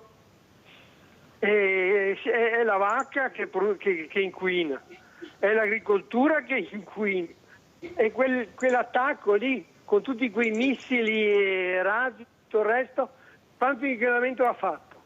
Non ho sentito nessuno che abbia parlato di questo. Allora le guerre non si devono fare soprattutto per l'inquinamento che producono.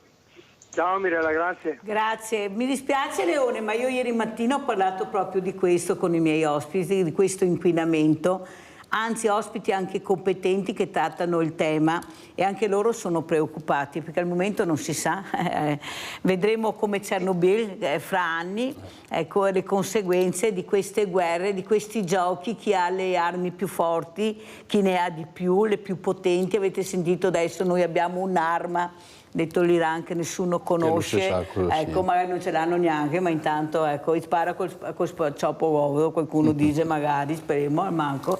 Però Presidente, ecco, questo supporto nella creatività, eppure quello che sta facendo Johnny Moretto, noi siamo andati anche in regione, tanto per farvi capire che non è che non si sa benissimo, però questa informazione fa fatica ad arrivare, si fa fatica a investire nel sano, si investe nel business, in un business che forse non fa così bene, perché la politica, molta politica è sorda a iniziative, come dice anche il Leone. Io non sapevo, ho visto, ma perché non si sanno queste cose? Eppure se ci fosse questa informazione a livello regionale anche, forse sarebbe meglio, visto che si parla sempre di cose cattive. Qui si parla dei cibi buoni, di cibi sani, di risparmio energetico, di risparmio di tutto, anche dell'acqua. Prego Presidente. Ma dico che oltre alla politica ci sono anche le associazioni di categoria che dovrebbero dare questo tipo di informazione e promuovere questo tipo di iniziative, ma nelle associazioni di categoria come nella politica alla fine purtroppo sono i numeri che contano. Allora questo che abbiamo visto di Johnny Moretto è un esempio sicuramente da seguire, da imitare, però non fa massa purtroppo, lo dico con amarezza questo, perché la politica e, ripeto, le associazioni di categoria che sanno benissimo che ci sono questo tipo di possibilità di informazione ne fanno poca, fanno soprattutto l'informazione che interessa ai più. Con amarezza dico purtroppo, dovremmo impegnarci tutti su queste strade. Mi complimento con la trasmissione di Mirella che ha portato alla luce, che fa conoscere questa iniziativa. Sicuramente ce ne sono altre che meritano di essere valorizzate. Credo sia un servizio che facciamo proprio all'informazione pubblica, quello di occuparci di questo tipo di risorse che abbiamo nel nostro territorio. Allora, visto che abbiamo parlato di prodotti, parliamo anche di ricette, andiamo a vedere invece il Presidente Conte, ricette delle tradizioni trevigiane nel mondo. Andiamo a sentire e a vedere.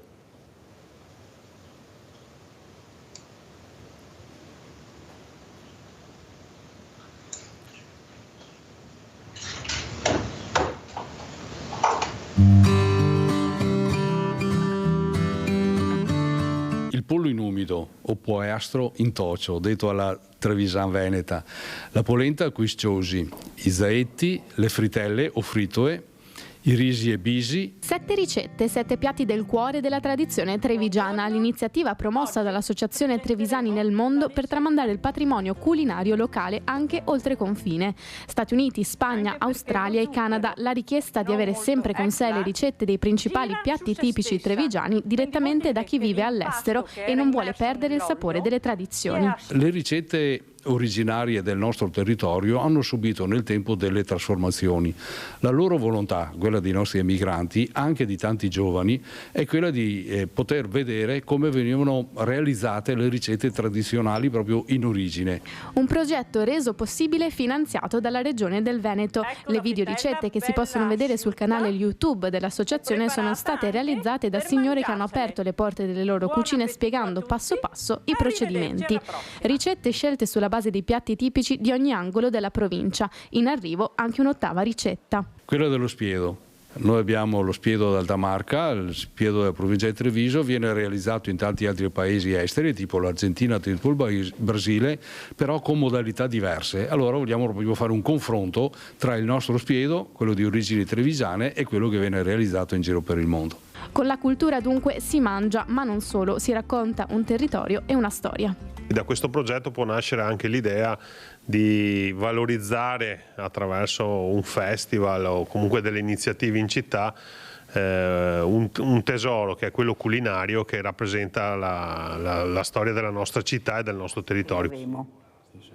Allora, stavo parlando col Presidente Conte, mi piacerebbe fare questo pranzo, questo spiedo all'ippodromo di Treviso, visto gli spazi che abbiamo, visto la disponibilità del Presidente dell'ippodromo, il dottor Bovio, che è molto aperto, perché è un bene comune che abbiamo, certo, ma soprattutto per far capire l'importanza e magari abbinare il pollo con le patate di Moretto, oppure lo spiedo con le verdure di Johnny Moretto, per capire l'importanza di mangiare sano, perché è questo che volete dare come messaggio. Le ricette di una volta, perché le ricette di una volta erano ricette sane, non c'erano tutti questi inquinamenti. Io ogni volta mangio assaiata, Johnny lo sa, e sale, pepe, aseo, e olio, non sa mai da niente, perché è dal seme che nasce poi il tutto. Prego, Presidente, poi sentiamo Moretto. Beh, allora, velocemente, prima di tutto dico perché è nata questa iniziativa. Ce l'hanno chiesto discendenti di emigranti trevisani che vivono lontani dall'Italia, in modo particolare nel Sud America. La richiesta ci è stata fatta da giovani del Brasile e giovani dell'Argentina, che hanno sentito, che hanno anche apprezzato, tramandata di generazione in generazione, la cucina delle nostre tradizioni. Con il tempo è una cucina che anche là, anche in quei paesi, si è trasformata altrettanto di come si è trasformata da noi. Allora ci è stato chiesto appunto di presentare come venivano preparati questi antichi cibi. Nel frattempo è uscito un bando da parte della Regione Veneto che aveva come titolo Identità Veneta, e ci siamo chiesti: ma la cucina fa parte della nostra identità? Il modo di mangiare appartiene alla nostra identità? Credo sia naturale la risposta, ed è sì, naturalmente. Quindi abbiamo deciso, grazie appunto alla disponibilità di alcune signore, che ci hanno aperto proprio le porte della loro cucina, abbiamo deciso di realizzare questa presentazione. Devo dire che all'inizio io avevo qualche perplessità. Dove andiamo a finire? Cosa stiamo facendo? Quando l'abbiamo messa in rete, quindi si è diffusa attraverso YouTube, dal numero di visualizzazioni che sono state fatte, ma anche dai messaggi, dalle telefonate che ci sono arrivate, devo dire che questa iniziativa è stata molto apprezzata. Per cui credo che abbiamo fatto un buon servizio come associazione alla nostra trevigianità, buon servizio ai nostri discendenti, ai discendenti dei nostri emigranti che vivono lontani. Credo che ci saranno anche delle ricadute. Ricadute nel senso che positive, naturalmente, nel senso che molti di questi giovani incuriositi, ed è quello che stiamo vivendo in questi giorni, arriveranno in Italia, arriveranno nel nostro Veneto, nella nostra provincia di Treviso, proprio per conoscere non solo le ricette e la cucina, ma anche le realtà. Magari mi prenderò l'indirizzo di questo giovane di Crocetta del Mentello, e potrebbe diventare, se lui è disponibile naturalmente, un luogo di visita da proporre ai nostri. Ci sono tra quelli che vengono in modo particolare dall'Argentina e del Brasile dei giovani che sono occupati nel settore dell'agricoltura, chi magari nell'agricoltura vera e propria, chi nell'allevamento, però che hanno come occupazione quella del settore primario. Questo sarebbe un bel esempio appunto da poter proporre buone esperienze. All'estero, in alcuni paesi in modo particolare, si fa molta sperimentazione, però è una sperimentazione che non so dove ci porterà, perché quella è legata anche alle mutazioni genetiche, e quindi non so che futuro avremo percorrendo quella strada. Credo che la strada preferibile sia quella delle culture e degli allevamenti al naturale. E andiamo a vedere anche il terzo video, Farm. L'azienda Moretto Farm, come potete vedere, ha una serra. All'interno di questa serra noi abbiamo l'impianto di acquaponica, e tutta l'acqua piovana viene recuperata attraverso questi biolaghi che sono dietro di me. Cos'è il biolago? Il biolago non è altro che un invaso, potremmo definirlo seminaturale, non contiene cloro e ci permette di pulire l'acqua. Come viene pulita l'acqua? L'acqua viene ripulita attraverso due sistemi. C'è un sistema meccanico e poi c'è un sistema di fitodepurazione, quindi abbiamo una canaletta con delle piante acquatiche che vanno ad assorbire i metalli pesanti e fa sì quindi di avere un'acqua sempre pulita. C'è un secondo laghetto, questo secondo laghetto ha una funzione diversa. Essendo che l'acqua ponica ha un elemento fondamentale che sono i pesci, quali fonte di fertilizzazione per le piante, cerchiamo di autoriprodurli in azienda. Quindi questo secondo laghetto ha la funzione di riproduzione del pesce, che nel mio caso sono le carpe koi. Le carpe koi nella fase di frega, cioè nella fase di riproduzione, hanno bisogno di un ambiente con un fondale piuttosto basso, ricco di nascondiglie, quindi abbiamo ricreato questa situazione in un biolago dedicato a questa funzione. Ma quanto bravo sei, Johnny, lo diceva anche il presidente Conte, ma quanto bravo sei e quanto ci credi nel tuo lavoro, ma soprattutto nella crescita di questo lavoro che con tanta fatica sei riuscito però a far conoscere, in parte, un po' alla volta, Johnny, ma vedrai che ci arriveremo grazie anche all'aiuto del presidente Conte, che di persone ne conosce tantissime, e coinvolgere in un ambiente così bello e così sano, penso faccia bella figura anche il presidente Conte. Prego, Johnny. Intanto grazie. Però ci tengo anche a dire che se siamo arrivati qua comunque non è solo un merito mio, ma in primis il fatto che io ci credo, dietro di me ho una serie di altri giovani che ci stanno credendo e magari ho dei ragazzi che vengono a fare stage da me piuttosto che altre occasioni e poi non vogliono più andarsene. Quindi diciamo che piace la realtà, piace l'attività che facciamo, perché è un'attività anche etica che fa bene. Chiaro che adesso chiaramente è tutto bello, però poi alla fine bisogna che diventi anche sostenibile anche dal lato un po' economico, quindi credo che l'attività anche che si propone adesso di fare dell'attività dove si propone il prodotto in eventi come quello che si diceva all'ippodromo o simili potrebbero essere dei buoni strumenti per far provare, perché poi se la gente prova si rende conto. È evidente che da un semplice video magari non si riesce a percepire, ma quando si prova il prodotto si capisce, si tocca con mano, allora cambia, credo. Quindi ben venga se c'è l'opportunità di fare questi eventi e sarei ben disponibile. Lo stiamo coinvolgendo, questo presidente che veramente si è complimentato, ma sai perché? Perché è uno che capisce le cose, cioè non è uno che sente, è uno che ascolta ed è diverso, perché ha capito l'importanza di far conoscere, ha capito l'importanza del tuo lavoro e l'importanza anche, come dice il presidente, anche di trasmetterlo ad altri, questi giovani che vengono nel nostro paese, che magari potrebbero anche loro, come hai fatto tu, portare poi nei loro paesi questi nuovi tipi di coltivazioni, di mangiare sano nel mondo. Questo è bello, le ricette nel mondo, sì, ma le ricette sane. Allora andiamo a vedere anche questo video che ha portato il presidente Conte, caso Oriundi. Andiamo a vedere cosa ha portato. Molti si presentano all'anagrafe del mio comune presentando dei documenti che alle volte purtroppo non sono veritieri. Sta ai nostri uffici essere attenti a ciò che viene presentato, perché le domande sono a centinaia. Accade a Pederobba, si presentano con documenti falsi agli uffici dell'anagrafe per chiedere la cittadinanza italiana. Vengono da Brasile o Argentina, cercano un aggancio con parenti lontani residenti ancora nella Marca per ottenere il documento. Un lasciapassare per gli Stati Uniti, ad esempio, un passaporto europeo. A Cavaso del Tomba il fenomeno è talmente diffuso che almeno il 30% della popolazione, lo assicura il sindaco Gino Rugolo, ha la doppia cittadinanza, con un valore di crescita esponenziale.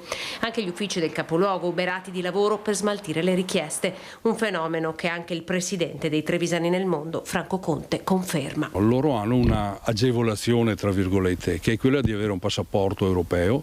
Col passaporto europeo si viaggia in maniera molto più libera in tutto il mondo. In Sud America, in modo particolare in Brasile, è nata una nuova professione, che è quella dei genealogisti, cioè persone specializzate nel recuperare gli alberi genealogici dei discendenti di italiani. È effettivamente un business. Il boom delle richieste dopo il Covid, con cittadinanza italiana si ottiene anche il diritto di voto alle politiche. In aperta polemica con la normativa alcuni primi cittadini, mentre in Parlamento stanno prendendo forma iniziative parlamentari per garantire agli oriundi in visita ai parenti in Italia anche l'assistenza sanitaria. Regalare la cittadinanza a chiunque è un'esagerazione, dobbiamo essere fermi su quelle che sono le leggi, queste sono le regole e soprattutto quella che è la nostra identità. Allora, Presidente Conte, mi stava dicendo prima che lei ha il telefonino intasato, ecco, per cercare di capire come arrivare. Ma perché in Italia è sempre tutto così difficile? Ma tutto, sta burocrazia che non l'abbiamo messa noi, ma qualcun altro in Parlamento. Ecco, forse dovrebbero accorgersi che forse dobbiamo sveltirci, perché qua siamo un popolo di diversamente giovani, di natalità non ne parliamo e dobbiamo anche accelerare con la burocrazia per ottenere quello che magari spetta anche di diritto. Prego, Presidente Conte.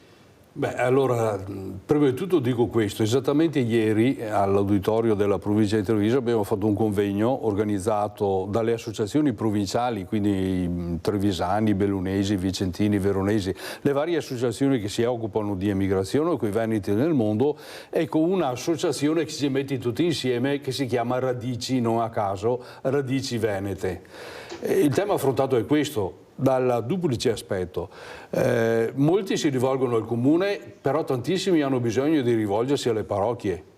Quindi mettendo insieme le problematiche che stanno vivendo le amministrazioni comunali e quelle che stanno vivendo le nostre parrocchie, perché bisogna sottolineare che i nati dal 1815 al 1871, cioè quando sono entrate in vigore le anagrafi comunali, hanno necessità di acquisire il documento non dal comune ma dalla loro parrocchia, dalla parrocchia di nascita, dalla parrocchia di battesimo. Abbiamo messo insieme queste diverse esperienze, abbiamo visto che ci sono delle zone dove effettivamente ci sono difficoltà. Le difficoltà principali le stiamo vivendo in Veneto. Perché? Perché dal Veneto sono partiti, soprattutto a fine Ottocento, il maggior numero di emigranti, quindi giocoforza sono i comuni veneti quelli che sono maggiormente appesantiti su questo. Dico però anche una cosa, che il discendente, qualora abbia i requisiti, ha il diritto di richiedere e di ottenere la cittadinanza, nessuno glielo può negare. Se ci sono problemi di organico, e so benissimo che ci sono perché ho fatto l'amministratore, se ci sono problemi di organico bisognerà purtroppo dare la precedenza, individuare dei criteri per quelle persone che hanno maggiore urgenza, però prima o dopo il certificato deve essere rilasciato, perché ripeto è un diritto del cittadino, ancorché non ancora cittadino italiano, di ottenerlo, perché ha il cosiddetto iure sanguinis, cioè il diritto che deriva dalla consanguinità, dalla sua discendenza, di avere quel certificato che gli serve per ottenere la cittadinanza. Ci sono motivazioni diverse, alcune sono quelle del passaporto, ma ci sono anche dei giovani che hanno l'aspettativa, che hanno l'aspirazione di venire a lavorare in Italia. Chi viene a lavorare in Italia molto spesso sono dei laureati che quando vengono qua non hanno il riconoscimento automatico del loro titolo di studio, ma devono anche prima convertirlo, e non è una conversione di tipo amministrativo, è una conversione che viene fatta anche tramite esami che devono sostenere presso le nostre università, quindi non è un percorso facilissimo. Però io dico, perché in una zona, in un'area dove c'è carenza di alcuni tipi di professionalità non vogliamo dare la possibilità a questi giovani di venire a lavorare in Italia, risolvendo un problema anche delle nostre aziende, e non sono aziende private, aziende del settore produttivo, anche aziende pubbliche. Pensiamo alle nostre ULSS, pensiamo ad alcune case di riposo che non riescono a trovare infermieri o personale che garantisca l'assistenza. Chiudo con un'altra riflessione che si è vista anche dall'intervista. Purtroppo all'interno di questo sistema, di questo meccanismo, c'è anche chi ci sguazza lasciatemi passare il termine, cioè ci sono i cosiddetti genealogisti, questo non avviene in Italia perché non lavorano qui da noi, lavorano nei paesi esteri, che costruiscono qualche volta in maniera artificiosa degli alberi genealogici. Quando si va in qualche parrocchia a chiedere il certificato di nascita di una persona nata nel 1820, nel 1830, potete capire benissimo che ci sono anche dei documenti che possono essersi deteriorati con l'umidità, con le intemperie, con una serie di problematiche e quindi risulta difficile. Normalmente che cosa succede? Che laddove ti arriva qualcosa che ti fa vedere che effettivamente una persona è nata in quella parrocchia, si fa di tutto per cercare di risolvere quel problema, di dargli quel certificato, e qualche volta il certificato viene rilasciato in maniera, non dico inopportuna, ma in maniera errata, ed è un errore qualche volta involontario. Che poi ti fa perdere tempo enorme, non riesci a centrare l'obiettivo. Sicuramente sì, perché dopo nel passaggio successivo, quando si dovrà passare dalle anagrafi delle parrocchie alle anagrafi comunali, qualche intoppo c'è sempre, certo. E quindi il meccanismo a un certo punto si blocca e si ferma. Allora Johnny, l'importanza anche di far capire che la burocrazia deve essere snellita, ecco, voi fate una fatica, se lavorate non potete stare in ufficio a sburocratizzare tutte le carte che vengono richieste, ormai non ci basta più un commercialista, ce ne vogliono due fra poco, no, non so, dobbiamo muoverci con i commercialisti perché non sai mai dove vai a parare, cosa ti sottopongono. Ecco, cosa vorresti dire, ecco, anche per la burocrazia, per voi piccoli imprenditori che ce la state mettendo tutta, perché non avete la possibilità, ecco, anche come diceva giustamente le associazioni di categoria che dovrebbero molto più supportare, sono diventati tutti dei studi commercialistici, non so io se si rendono conto invece che dovrebbero fare altro. Prego Johnny. Innanzitutto tengo a dire comunque la burocrazia giusta, diciamo così, è importante perché comunque è garanzia del metodo produttivo, è garanzia di tutta una serie di fattori qualitativi ed è etica e trasparenza produttiva, quindi non sono contro la burocrazia, ma contro la burocrazia eccessiva sì, nel senso che lo vediamo, come dicevi te Mirella giustamente, mi servono 2 commercialisti e io effettivamente neanche 2 perché avendo la partita IVA da consulente come dottore forestale devo avere per forza 2 commercialisti, il commercialista per la parte azienda agricola e il commercialista come consulente, perché uno non svolge l'altra funzione, quindi doppio costo. E questo è perché è necessario, perché il livello di specificità, di complicazione è tale che non permette di gestirla con un unico professionista. E lo vediamo anche quando si riesce ad attingere a dei bandi pubblici, come noi siamo partiti grazie al programma di sviluppo rurale, poi il livello di rendicontazione richiesto per rendicontare anche le spese è veramente altissimo. E quindi a volte l'impegno della rendicontazione, quindi per la parte burocratica, a volte è superiore all'effettivo beneficio che tu ricevi, in alcuni casi è assurdo, però è vero. Bravo, parla Johnny, parla, di le cose, che guarda che qualcuno ascolta sempre, specialmente questa trasmissione. Allora andiamo a vedere anche quello che è stato presentato in regione, perché eravamo in regione, da Johnny Moretto a Venezia. Andiamo a vedere.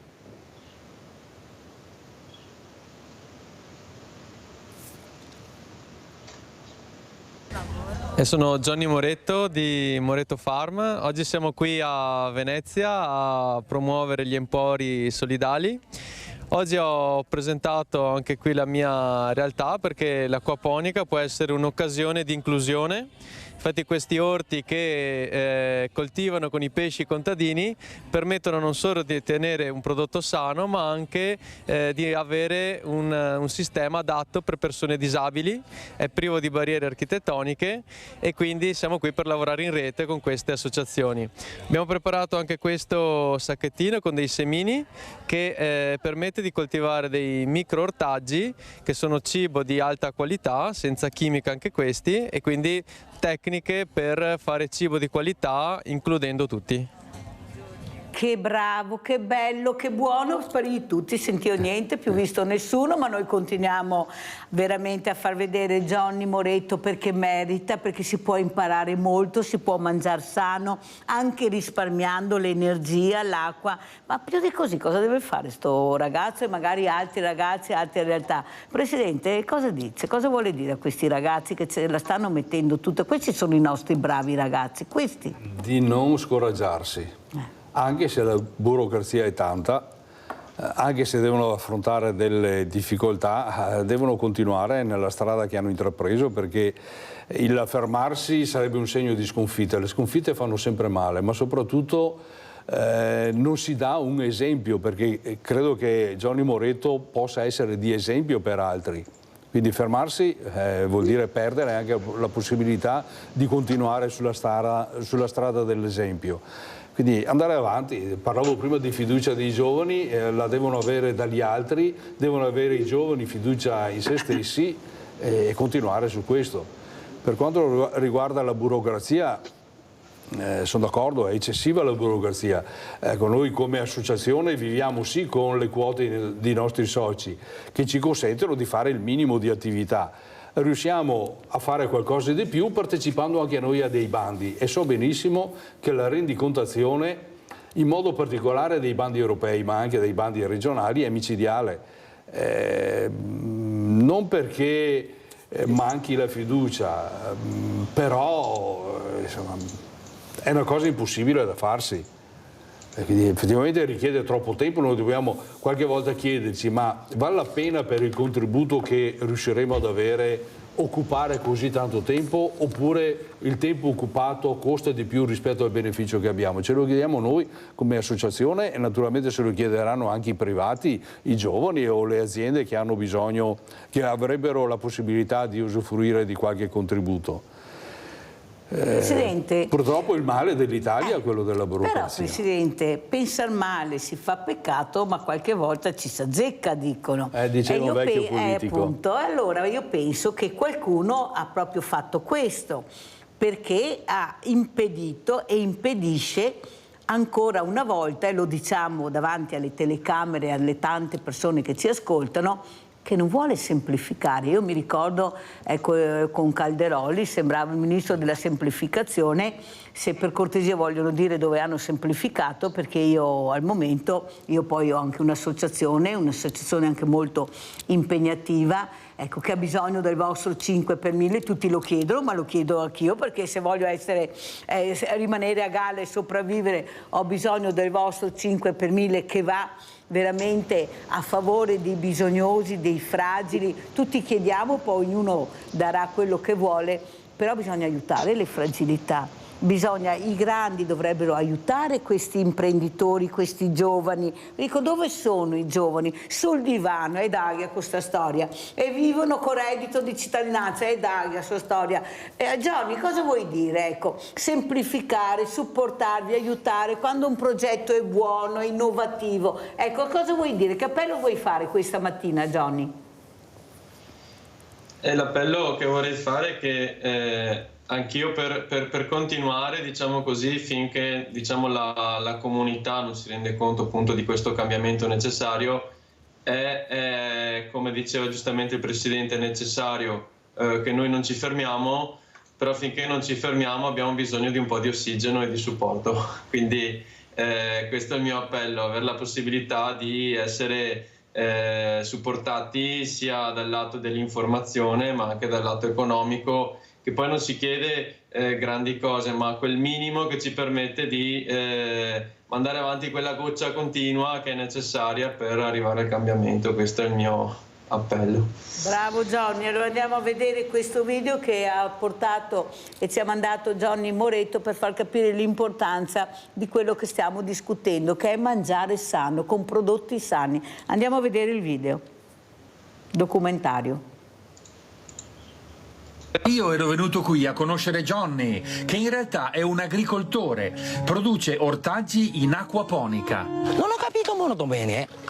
L'acquaponica, io non ho mai sentito questa parola. L'acquaponica è la sintesi tra acquacoltura, cioè l'allevamento dei pesci, e l'idroponica, cioè la coltivazione di orticole senza suolo in acqua. Ma cosa c'entrano le carpe con l'insalata? Un'insalatina che spunta dall'acqua poi alla fine. Incredibile! No, incredibile è che sotto non c'è la terra, c'è l'acqua. No, guarda. No, che c'è questo? Queste sono le radici. Come la tua barba lunga, via. Sì, vabbè, lasciamo stare la mia barba. Ma solo l'acqua? Solo acqua. Questo si chiama floating system, coltiviamo in galleggiamento. Invece qui abbiamo un sistema di coltivazione verticale che ci permette di risparmiare spazio. Al posto di una pianta posso metterne fino a 24. Qui ho 70 colonne che mi permettono di ospitare 1680 piante. È un condominio. Quindi verticale. Un grattacielo. C'è un terzo modo di coltivare in acquaponica che è questo, si chiama media bed. Queste sono delle vasche piene di argilla espansa e ghiaia e queste hanno due funzioni: sostenere piante più pesanti come un pomodoro, ma fare una cosa importantissima, il biofiltro, ovvero qui ci sono dei piccoli microorganismi che vanno a convertire quello che è la deiezione del pesce in fertilizzante per le piante. Ricordatelo, deiezione del pesce. Come si dice cacca in giapponese? Cacca, sì. Ah, si dice cacca, vabbè, ho capito. Beh, interessantissimo. Colpo di scena. Cosa c'entrano le carpe in tutto questo? Le carpe servono per dare da mangiare alle piante. Infatti queste piante qui non vengono coltivate con la chimica, come l'idroponica normalmente, ma la deiezione del pesce, la cacca, serve come fertilizzante per le piante. Eh sì, i pesci mangiano le piante e arricchiscono l'acqua con le loro deiezioni. Poi l'acqua fertilizzata dai pesci viene usata per produrre e nutrire gli ortaggi in idroponica.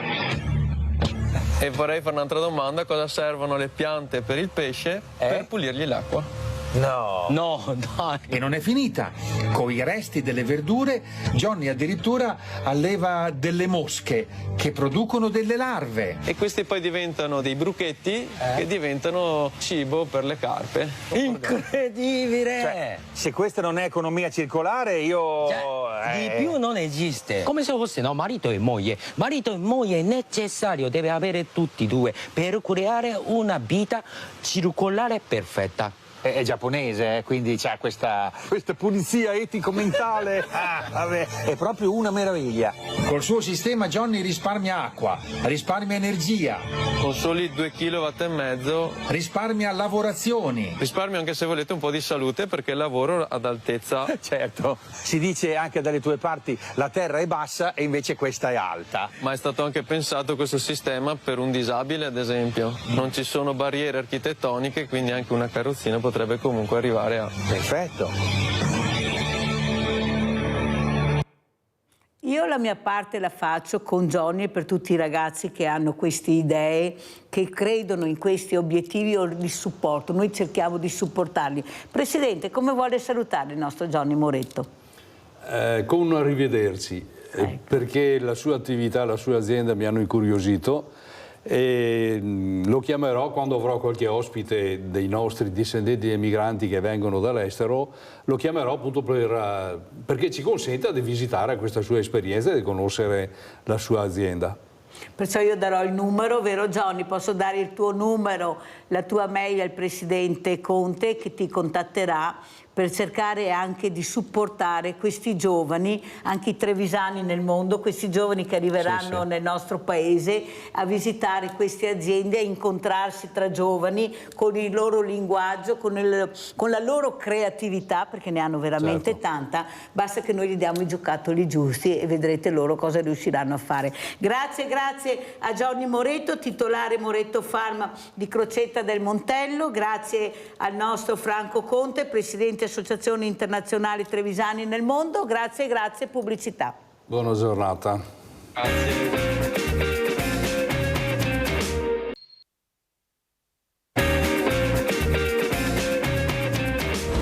Lavoro ogni giorno al fianco dei pazienti cronici, delle loro famiglie e i medici. Conosco le loro necessità e condivido i loro stessi problemi. Perché sono anche i miei. Come me, migliaia di persone vivono una vita attiva grazie ad una continua e corretta adesione alla propria terapia farmacologica. È questo il mio impegno quotidiano, per stare bene e vivere meglio. Io aderisco. Tu che fai?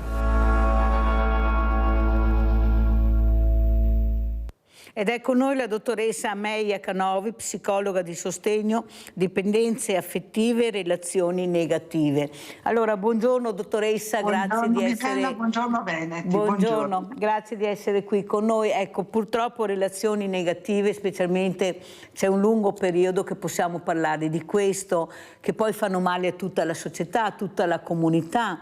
Ecco, noi vediamo più le relazioni negative che quelle veramente positive e affettive, eppure ce ne sono, però non attirano l'attenzione, ecco, non va bene questo. Noi invece vogliamo mandare questa mattina con lei, dottoressa Canovi, questo messaggio di relazioni positive, perché dal negativo si può passare al positivo, però bisogna tutti quanti lavorare assieme.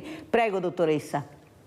Sì, le relazioni sane non sono tanto interessanti se noi proviamo a guardare nel collettivo le canzoni, le poesie, la letteratura, descrive un amore sempre tormentato, ma quella è la fantasia, l'immaginazione e l'esaltazione di un certo tipo di amore, mentre invece l'amore sano è più di valle, come spesso dico. Che cos'è una relazione sana? È basata su altre parole chiave, tipo rispetto reciproco, dignità, i confini vanno visti e salvaguardati, lo spazio nella coppia non può essere fagocitante, non ci può essere solo il noi, deve essere mantenuto lo spazio dell'io e il rispetto del tu.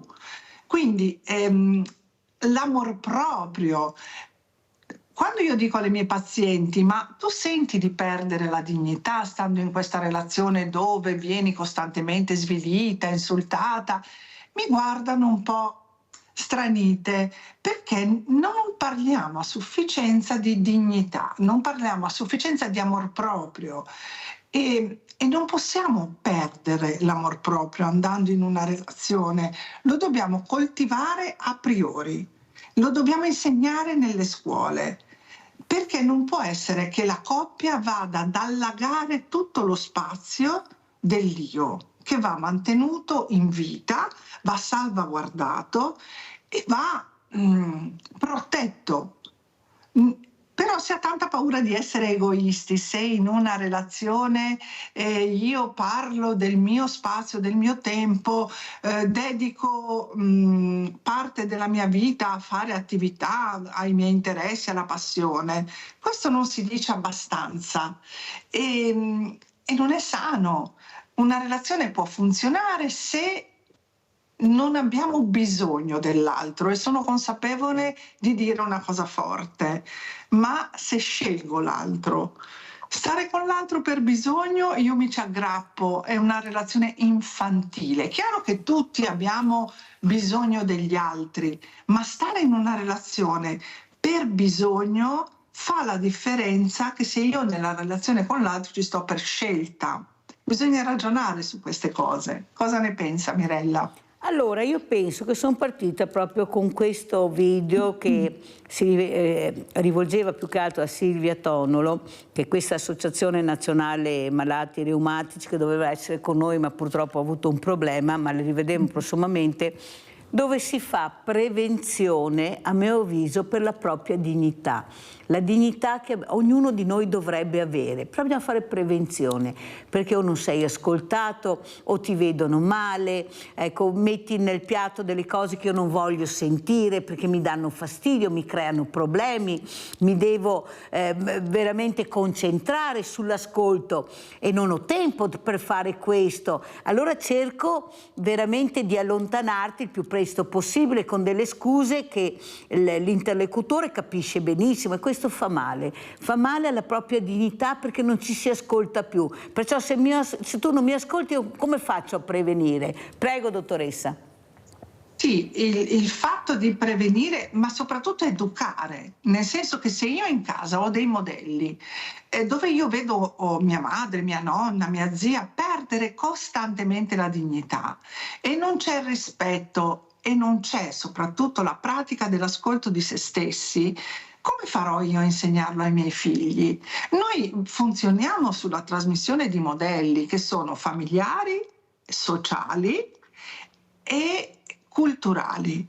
Se io non promuovo certi concetti nel collettivo, se non faccio riflettere, se non pensiamo insieme a queste cose, come faremo poi a ritrovarcele più in là, quando magari avremo problemi di salute, quando vedremo qualcuno di malato? Cioè, se noi non coltiviamo in tempi non sospetti tutte queste dimensioni del nostro essere umano, quindi promuovere il senso di dignità. Molte donne non sono interessate alla dignità, sono più interessate a dipendere da qualcuno, che qualcuno provveda a loro. Non si promuove una cultura dell'indipendenza emotiva, economica un po' di più rispetto agli anni 70, agli anni 60, ma l'indipendenza emotiva non viene coltivata.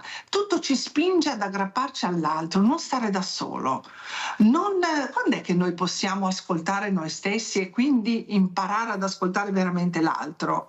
Quando noi siamo allenati a farlo, ma non c'è un tempo del sé. Noi siamo sempre connessi, sempre nel fare, sempre in fuga, sempre nella corsa. Ma cosa stiamo rincorrendo? O da cosa stiamo scappando? Pensiamoci. Molto chiare, la ringrazio. Da cosa stiamo scappando? Dalla confusione che abbiamo, dottoressa Canovi, io la vedo così. Ci hanno fatto una tale confusione che non riusciamo più a capire dove andare a parare, perché purtroppo invece di dare i servizi alla persona, che sono fondamentali per la dignità della persona, perché vuol dire che stai ascoltando la persona, stanno andando tutta da un'altra parte, e questo il cittadino lo percepisce, tanto è vero che non va a votare, tantissimi non se la sentono più, perché abbiamo talmente di quei cattivi esempi, di brutti esempi, che vuol dire che tu non mi sei vicino, tu non mi ascolti, eppure io ti ho delegato col mio voto, avevo fiducia e tu sei andato da un'altra parte, non ti riconosco più. I giovani con questi esempi, anche a livello di Parlamento, questi esempi negativi che arrivano a loro, arrivano, tanto è vero, dov'è che li incontri nell'ambiente, con gli animali, nelle altre cose si chiudono a riccio perché non si fidano più, perché sanno che non sono ascoltati, sanno che non sono capiti e loro è un grido di dolore, perché sono le fragilità, perché è facile, come dice lei, di parlare di un'azione bella ma è noiosa. Io voglio parlare di quello che non va bene, io cerco di fare con questa trasmissione. So anch'io che abbiamo i bravi ragazzi, però io devo andare a cercare di parlare anche a quelli meno bravi, che forse sono anche bravi ma nessuno li sta ascoltando. Prego, dottoressa. Che cosa c'è, Mirella? Che noi scappiamo dalla fragilità. Noi non vogliamo ascoltare perché abbiamo tanta paura di fermarci e di metterci in ascolto di noi e dell'altro, soprattutto quando sta male. Perché riverbera e ci specchiamo la fragilità. E noi siamo in fuga dalla fragilità. Noi ci illudiamo, o la cultura o la subcultura contemporanea ci ha illuso che noi siamo immortali, perfetti, aggiustati, bellissimi, ma non è vero. Siamo tutti fragili, lo sottolineo, siamo tutti fragili. E in questa fragilità, invece che scappare o mascherarla o fingere, dobbiamo imparare a sostare, dobbiamo imparare a restare lì in ascolto e a dichiararla anche la fragilità. Non fingere che non esista, non fingere che va tutto bene, non scappare dal proprio stare con se stessi a riflettere e a creare un tempo fertile della riflessione. Questo va insegnato nelle scuole, che la perfezione non esiste, che noi siamo come siamo e tutti abbiamo il diritto di essere, di autodeterminarci e di esprimerci, non di diventare manichini finti, dove siamo in relazioni infelici pur di far vedere alla società che noi siamo insieme a qualcuno, ma noi non siamo con noi stessi. Molto chiara. Allora andiamo a vedere anche questo video. Canovi, il libro Di troppo amore, sentite che titolo, Di troppo amore, vediamo la copertina del libro così lo commentiamo. Eccolo qua. Prego dottoressa, che cos'è l'amore? Eccolo qua. Definiamo prima cosa non lo è. Non è struggimento né nostalgia, non è mancanza, tantomeno simbiosi, vampirismo affettivo o salasso emotivo. Al contrario, è presenza piena dentro di noi, mentre spesso della relazione si percepiscono l'assenza, la mancanza o quello che non c'è. Un rapporto che funziona non tiene sospesi in un eterno chissà se tu mi penserai. Se dobbiamo chiedere, allora forse non stiamo vivendo una relazione che nutre, perché l'amore non si chiede e meno ancora si elemosina. Di troppo amore. Bellissimo, bellissimo dottoressa Canovi, però purtroppo noi abbiamo situazioni proprio perché di troppo amore questo ragazzo non sa che farsene, perché di troppo amore tu puoi anche essere negativo, lui ha bisogno di altro, non è il troppo amore che lo aiuta a crescere sano, con principi sani, è l'ascolto, è guardarlo negli occhi. Io faccio sempre l'esempio di quel ragazzo che mi ha raccontato, dottoressa, quando esco al mattino mai mia mamma che mi dia un abbraccio, un bacio e che mi chieda vai tranquillo, ma sempre hai fatto il letto, lo zaino è pronto, e ogni mattina le stesse cose. Ma se tu li lasci parlare questi ragazzi, capisci che genitori hanno, con chi si devono confrontare, con genitori che non ascoltano, che guardano delle superficialità che loro neppure ci pensano. È la sua camera, lasciala, quando avrà tempo farà quello che vuole fare, è il suo spazio, perché invadere questo spazio? Naturalmente attenzionandolo sono d'accordissima, ma non invaderlo nella maniera sbagliata, perché loro stanno guardando, ti osservano. Prego dottoressa. È vero, allora intanto il titolo di questo libro è un ossimoro, non può essere troppo l'amore, quando è troppo non è amore, è qualcos'altro che allaga, che invade, come dice lei. Noi genitori siamo un po' illusi che più diamo più il ragazzo assorbirà, non è vero, se noi innaffiamo troppo una pianta, la pianta non assorbirà tutta quell'acqua e collasserà. La stessa cosa se non la innaffiamo, quindi qual è la giusta distanza? Come diceva lei Mirella, guardarsi in faccia, guardarsi negli occhi e non andare in un automatismo pensando che l'amore sia ingozzare i figli di beni materiali o di consigli. I figli non fanno quello che noi gli diciamo, assorbono dei modelli e spesso i nostri modelli sono delle mamme e dei papà infelici che vanno come un robot al lavoro, tornano a casa, si spengono sul divano e forse dovremmo spegnere tutte questi stimoli esterni, metterci uno di fronte all'altro e chiederci, ma soprattutto ascoltare la risposta alla domanda: ma tu come stai?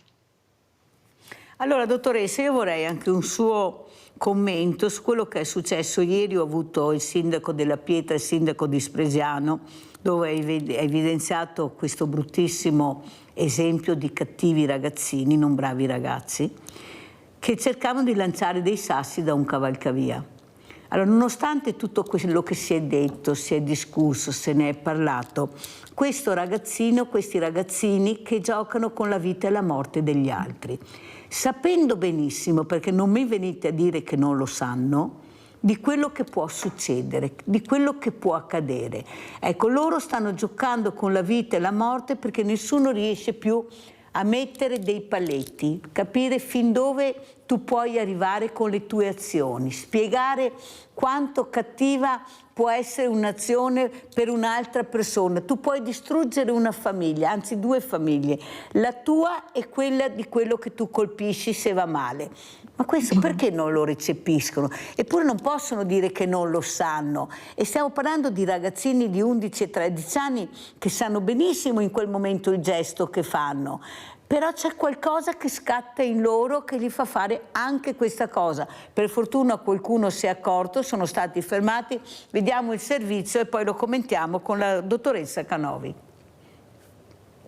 Chiaro che bisogna vedere adesso a cosa porteranno le indagini, ma se verrà confermata quella che è l'ipotesi di questo lancio di sassi, insomma, non si può mica più parlare di bravate o di ragazzate, sono cose serie che possono portare anche a conseguenze gravissime. Stanno mettendo insieme i tanti indizi raccolti i carabinieri intervenuti nella serata a Spresiano accanto ai colleghi della Polstrada dopo che un automobilista ha segnalato la presenza sospetta di ragazzini a bordo strada vicino un piccolo cumulo di sassi. L'ipotesi è che fossero pronti a mettere in scena un gioco pericolosissimo. La banda è stata avvistata tra i due cavalcavia che insistono sulla pedemontana all'altezza di via Ferraressa, poi la fuga verso il campo da calcio di Visnadello dove sarebbero stati raggiunti dai militari. Il gruppetto pare non sia passato inosservato nemmeno tra i residenti, quindicenni, sedicenni già noti per atteggiamenti sopra le righe. Sappiamo tutti che abbiamo le mani legate quando si parla di minori, però ecco, sicuramente un qualcosa bisogna fargli fare a questi ragazzi qua, perché non è possibile che facciano queste cose, insomma. Trattandosi di minori la cautela è massima, con i carabinieri che stanno sentendo i soggetti interessati un aiuto potrebbe arrivare anche da alcune telecamere. Questi sono reati, noi qualche giorno fa abbiamo avuto un inizio di incendio a confine con Villorba dall'altra parte del paese e anche lì non si può parlare di bravate quando uno appicca un incendio, la bravata è un'altra cosa, la bravata è impennare il motorino, quella è una bravata. Insomma, non si esclude una relazione tra l'allarme in pedemontana e l'incendio di sabato sera all'ex filatura San Lorenzo. Anche in quel caso era stato visto un gruppetto di giovanissimi allontanarsi, entrambe situazioni ad altissimo rischio per sé e per gli altri. Ma soprattutto non si rendono conto di cosa avrebbero potuto provocare, perché un sasso lanciato a una macchina in corsa o a una motocicletta ancor più in corsa, piuttosto che un incendio appiccato, ma sia per loro, perché attenzione, anche per la loro incolumità è pericoloso, ma soprattutto per l'incolumità degli altri credo che sia follia pura, follia pura. Dottoressa Canovi, così si esprime il sindaco della Pietra, follia pura, prego. Allora, non è per dare colpa agli adulti, ma per cercare delle sponde. Intanto poniamoci questa domanda: dove erano gli adulti? Questi ragazzini crescono senza sponde. Ma ripeto, non è per dare colpa ai genitori, ma per cercare una corresponsabilità. Siamo tutti responsabili, perché questo è un fallimento educativo degli insegnanti, della scuola, del contesto, del tessuto sociale. Dove erano gli adulti? 1. 2. Ai ragazzi non è stato insegnato o mostrato che la priorità è il rispetto dell'altro, ma attenzione, è cercare un gesto eroico distorto per diventare virali in rete. Quello sembra diventare la priorità. Fare questi eroismi mostrificati, no? Rovesciati, cioè tutto quello che conta adesso nella scala sociale, soprattutto dei giovanissimi, è la viralità di un video, è la prova di coraggio, quasi come se fossero quei riti tribali di una volta in una società totalmente primitiva, dove la prova di coraggio voleva dire sgozzare qualcuno. È la stessa cosa di tirare il filo d'acciaio nel semaforo, poi filmare l'azione di qualcuno che resta, no, impigliato in questo filo. E abbiamo perso dei valori, dobbiamo tutti riflettere su questi valori, perché queste famiglie sono in un vuoto sociale, questi ragazzini, qual è la loro scala valoriale? Chi parla con questi ragazzi? Non c'è la cultura della conseguenza. Se notiamo, la conseguenza non viene ponderata, viene solo perseguito l'obiettivo. Io voglio perseguire la fama, la viralità in rete, voglio diventare un eroe negativo, ma pur sempre eroe, perché vivo in una così palude valoriale, dove io per emergere devo mettere in scena un'azione disfunzionale, perché altrimenti io non esisto se non vengo moltiplicato dalla rete. È molto triste, ma su questa cosa dobbiamo riflettere tutti. Chi parla con questi ragazzi? Chi li guarda in faccia? Però, dottoressa, non è che si pongono anche il problema: sì, io voglio diventare un eroe con questo gesto, un eroe virale, ma se mi beccano non divento più un eroe, divento qualcos'altro. Non c'è la cultura della conseguenza. Dove viene mostrato che se tu fai qualcosa poi sei tenuto a rispondere di quella cosa? Dove sono le conseguenze delle nostre azioni? Quando noi, cioè, che cosa possono fargli? È molto più appetibile il video virale che cosa gli possono fare a questi ragazzi se chi commette reati ben più gravi resta impunito. Dove gli viene mostrato che a ogni azione corrisponde una conseguenza e che tu sei tenuto a pagare per quello che fai in base alla tua età? È ovvio che non può rispondere dei massimi sistemi un ragazzino di 11 anni, ma non gli è stato fatto, cioè lui non è riuscito a fare questa equazione. Le mie azioni hanno una conseguenza, perché probabilmente c'è stata un'escalation di cose lasciate passare. Sì. Pensiamoci. No, guardi, mi fa anche piacere, l'ha detto così chiaro che penso che qualcuno a casa questa volta l'abbia recepito bene. Qual è la conseguenza? Non c'è la certezza della pena, non ce l'ho, e perciò posso diventare eroe, anzi sicuramente un eroe virale. Abbiamo Maurizio da Conselve. Ciao Maurizio. Ciao Mirella e buongiorno alla dottoressa.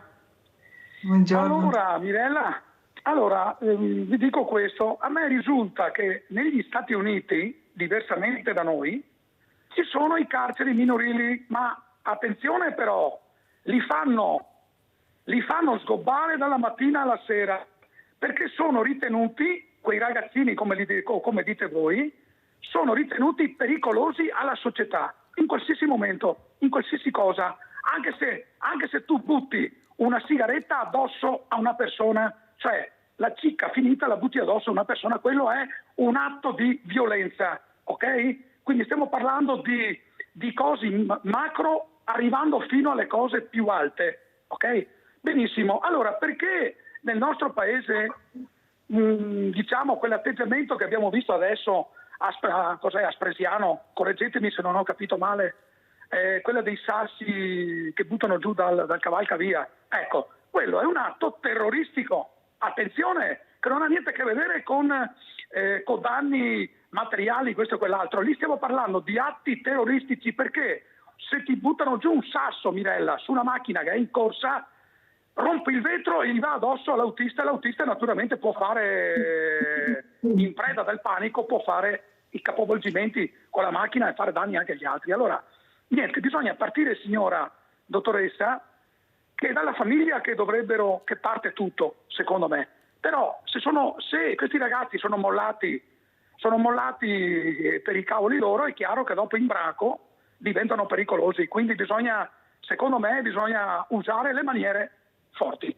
Vi auguro una buona giornata a tutti e attendo vostre risposte. Ciao Mirella di nuovo. Grazie Maurizio, prego dottoressa Canovi. Chi insegna alle famiglie a essere famiglia? Perché bisogna andare all'indietro, cioè io penso che un carcere minorile sia un fallimento di una società, un fallimento di tutta la società, perché non è andando a punire il più fragile, perché questi ragazzini hanno dato segni di enorme fragilità. Se tu non sai più distinguere il bene dal male, non sei riuscito a costruire, e a 11 anni inizia il pensiero astratto, lo dice Piaget, e la costruzione di una competenza morale. Ma qui c'è stato un fallimento a ritroso. Ma alle famiglie, chi ha insegnato a essere famiglia? Facciamo un figlio perché si deve, perché è arrivata l'età, perché sì, e poi con questo figlio non sai dove metterlo, non sai che cosa dargli a questo figlio. Quindi non va, certo adesso questi ragazzi vanno sostenuti, io credo nella riparazione, ma sono le famiglie in sofferenza, è il tessuto sociale, e questi ragazzi vanno a scuola, ma abbiamo un fallimento educativo su tutti i fronti. Se una banda arriva a fare quello. Non c'è stato nessun contenimento che fermi questa escalation di follia. No, follia, ma non possiamo nemmeno dire follie, sono delle atti barbarici che non sono contenuti da una società che trasmette un pensiero. Anche qui c'è una mancanza di dignità. Nessuno riflette sulla perdita di dignità di queste azioni. Bisognerebbe prendere questi ragazzi, guardarli in faccia e dire: tu come ti senti? Dottoressa Canovi, però mi scusi, ma risponderebbe, aspetti Mirella, sì. Questo ragazzo sa cosa risponderebbe? Non lo so. Sì, però dottoressa, noi purtroppo abbiamo degli insegnanti che sono con le spalle al muro, perché questi ragazzini, più di qualcuno, si presenta addirittura con l'avvocato. Questi genitori che arrivano a picchiare l'insegnante. Pensate a questo ragazzo che vede i propri genitori che lo difendono, che difendono l'indifendibile. Vediamo le forze dell'ordine in balia di questi ragazzini. Vediamo i diversamente giovani che hanno paura di uscire di casa perché è passato il messaggio chissà cosa che ti capita. Vediamo le persone, la società che fa paura a intervenire in una rissa perché c'è il coltello, mi arriva una coltellata, non si sa cosa ha in tasca, mi fa del male, perciò non intervieni. Ma non possiamo vivere con la paura, noi dobbiamo anche metterci in gioco. Noi non dobbiamo far capire a loro che abbiamo paura, perché sennò il gioco è a loro favore. Loro guardano, vedono se tu hai paura o se li vuoi affrontare. Io l'ho detto ieri, l'esempio che l'ho guardato negli occhi, l'ho preso per i capelli e lo guardavo, lui non si è più mosso, perché ero determinata. Non so chi mi ha dato quella forza, ma l'ho fatto. L'ho fatto e il gruppo non si è mosso, perché loro vedono se tu hai paura o non hai paura. Vedono che posta c'è in gioco. Il problema è questo, che non li guardano, li lasciano fare e loro lo sanno perché vedono che attorno c'è la paura. Perché poi alla fine nella rissa, dottoressa, non sono in 50, sono in 2, massimo 3. E attorno ci sono centinaia di persone che guardano, se non centinaia, decine. Gli stessi amici, questi pali che filmano, dovrebbero essere puniti perché loro partecipano a questa aggressione. Invece, come dice lei, qual è il problema? Tanto cosa possono farmi? Sono minore, conoscono quella che è l'impunità, non è che non la conoscono, conoscono che tanto a casa, vabbè, sarà una bravata, ha sbagliato, e poi però sono diventato un eroe virale. E questo è il messaggio che la politica dovrebbe capire e intervenire. Noi abbiamo delle comunità che è da mettersi le mani nei capelli, ma parliamo anche di educatori, perché bisogna anche sapere educare. Non è solo facile avere la laurea e sei educatore, bisogna che tu hai la passione per questo, perché stiamo parlando di sociale, di casi delicati, ma siamo sicuri che è così? Prego, dottoressa.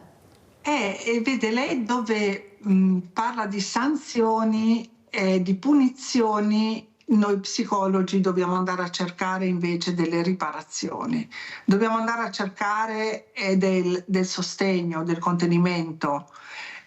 Di nuovo questo vede che è il tessuto sociale tutto intaccato, è un cancro che ha già intaccato vari organi, perché se gli adulti hanno perso il loro potere di negoziazione con i più piccoli, hanno perso il loro ruolo di contenimento, di modelli, di sponde educative. Questo quindi ha ragione il sindaco, non sono bravate, sono atti barbarici, invasioni barbariche dove è il potere. Pensiamoci un attimo, pensiamo a voce alta, questi ragazzi si sentono estremamente invisibili, si sentono non visti, si sentono impotenti. Più io mi sento impotente, più io cercherò un gesto per farmi notare, per dire esisto anch'io. Sono urla di disagio, ma queste urla le stanno facendo tutti, anche gli adulti che guardano non riescono a intervenire. Quindi abbiamo è una Sandra da malattia. Treviso, se non mi cade la linea, dottoressa, poi riprendiamo. Vai Sandra. Sì, ciao Mirella, buongiorno ai tuoi ospiti. Allora, io volevo un attimo riflettere su questo. La dottoressa ha chiesto chi ha insegnato a fare il genitore, ad essere famiglia. Nessuno te lo insegna, perché una volta negli anni 50-60 ci si sposava giovani, si faceva una marea di figli e nessuno ti insegnava, imparavi sul campo. Questo secondo me è il risultato che viene dall'importanza che è stata data nel corso del tempo alla maternità. Cioè la maternità è una cosa prettamente femminile per ovvi motivi, ma neanche poi tanto. Quindi la donna, se fa la mamma, non può lavorare, se non lavora non può pagare gli affitti, i mutui. Quindi c'è stato tutto un ribaltamento delle cose. Le mamme, in particolare le mamme, perché è inutile nascondersi dietro un dito, il bambino quando sta male vuole la mamma. Si dice mamma mia, non si dice papà mio quando si fa un'esclamazione, quando si vuole condividere una gioia, un dolore, un stupore, si dice mamma mia. Cioè si condivide con la persona più cara che nella vita per tutti è la mamma. Per cui se non è stato dato valore alla maternità, al ruolo di mamma e conseguentemente al ruolo di famiglia, coinvolgendo anche i padri per quello che possono fare tanto, ma i padri, se la mamma è a casa, devono lavorare. Se c'è un mutuo, se c'è un affitto, la mamma deve lavorare. La mamma ha le stesse ore del papà, 8 ore al giorno. Il sabato e la domenica si è a casa per fare i mestieri e per far da mangiare e per stare dietro alle 1000 cose della casa.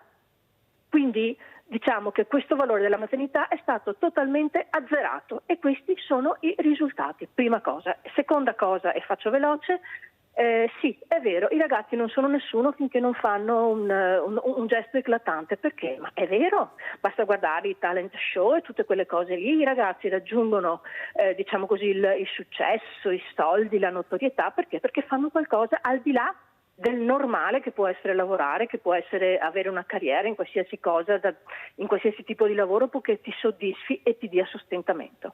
Se i modelli sono quelli, è ovvio che i ragazzi seguono quelli. Vi ringrazio, vi saluto, buongiorno. Grazie cara Sandra, prego dottoressa. La signora ha detto una cosa su cui non sono del tutto d'accordo e dice un tempo le famiglie non gli veniva insegnato nemmeno un tempo a essere famiglia.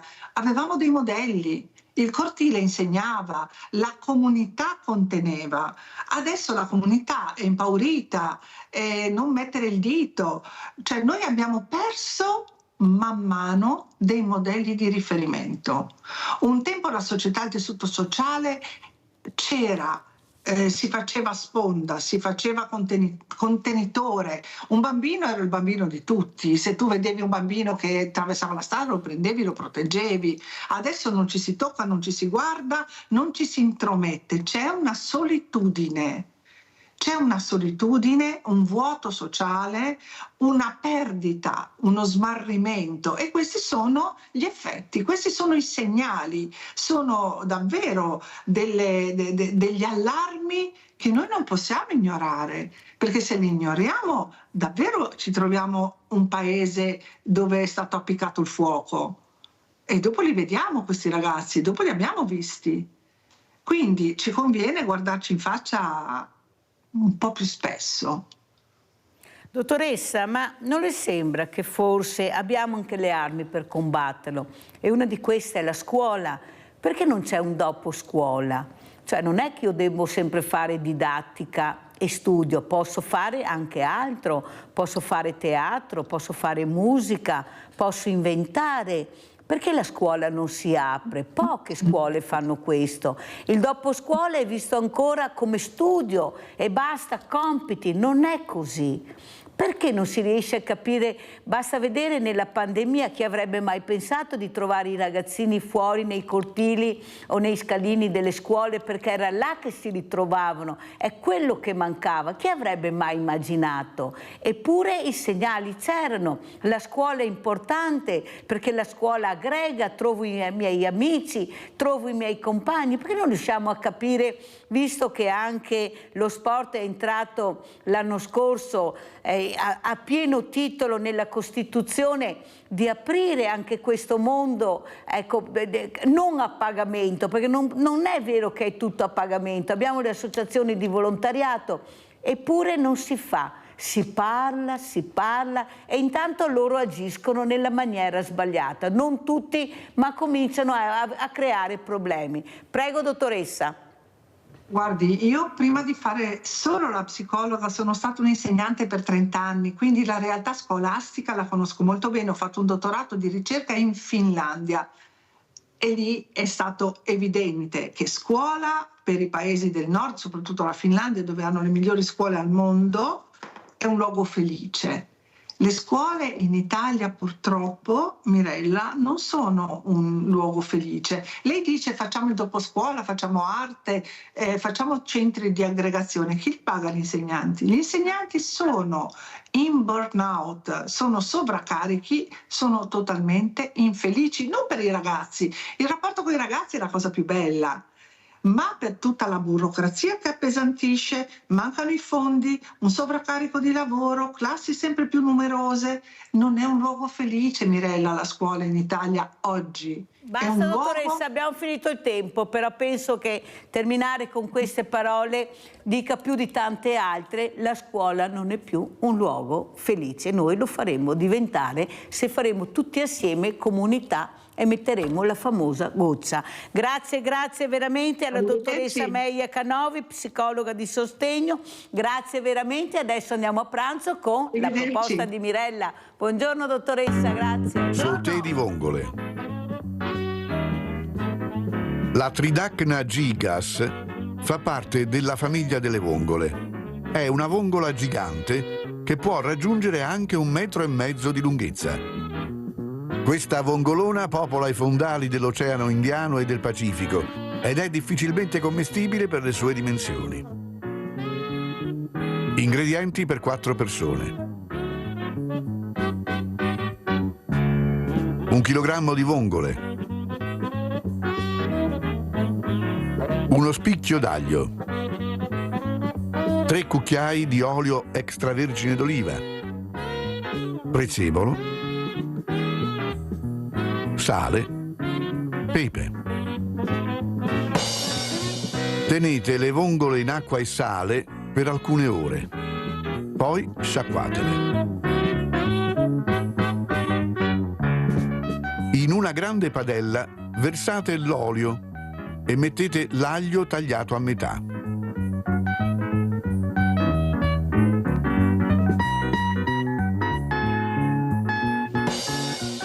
Soffriggete l'aglio e toglietelo appena dorato. Versate le vongole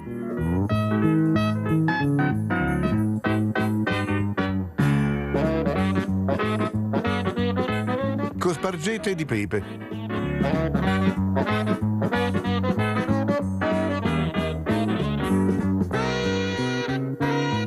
Mescolate e cuocete con coperchio finché tutte le valve saranno aperte.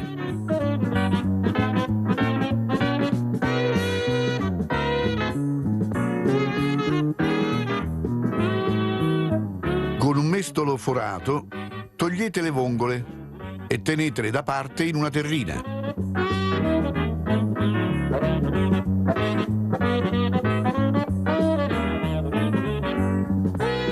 Filtrate il liquido delle vongole con un colino nella terrina.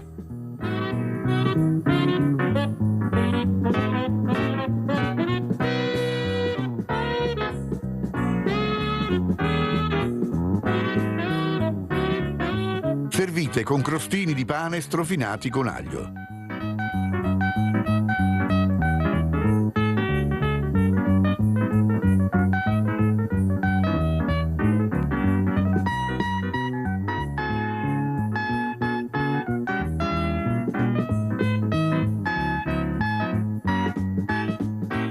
Cospargete con il prezzemolo tritato e buon appetito!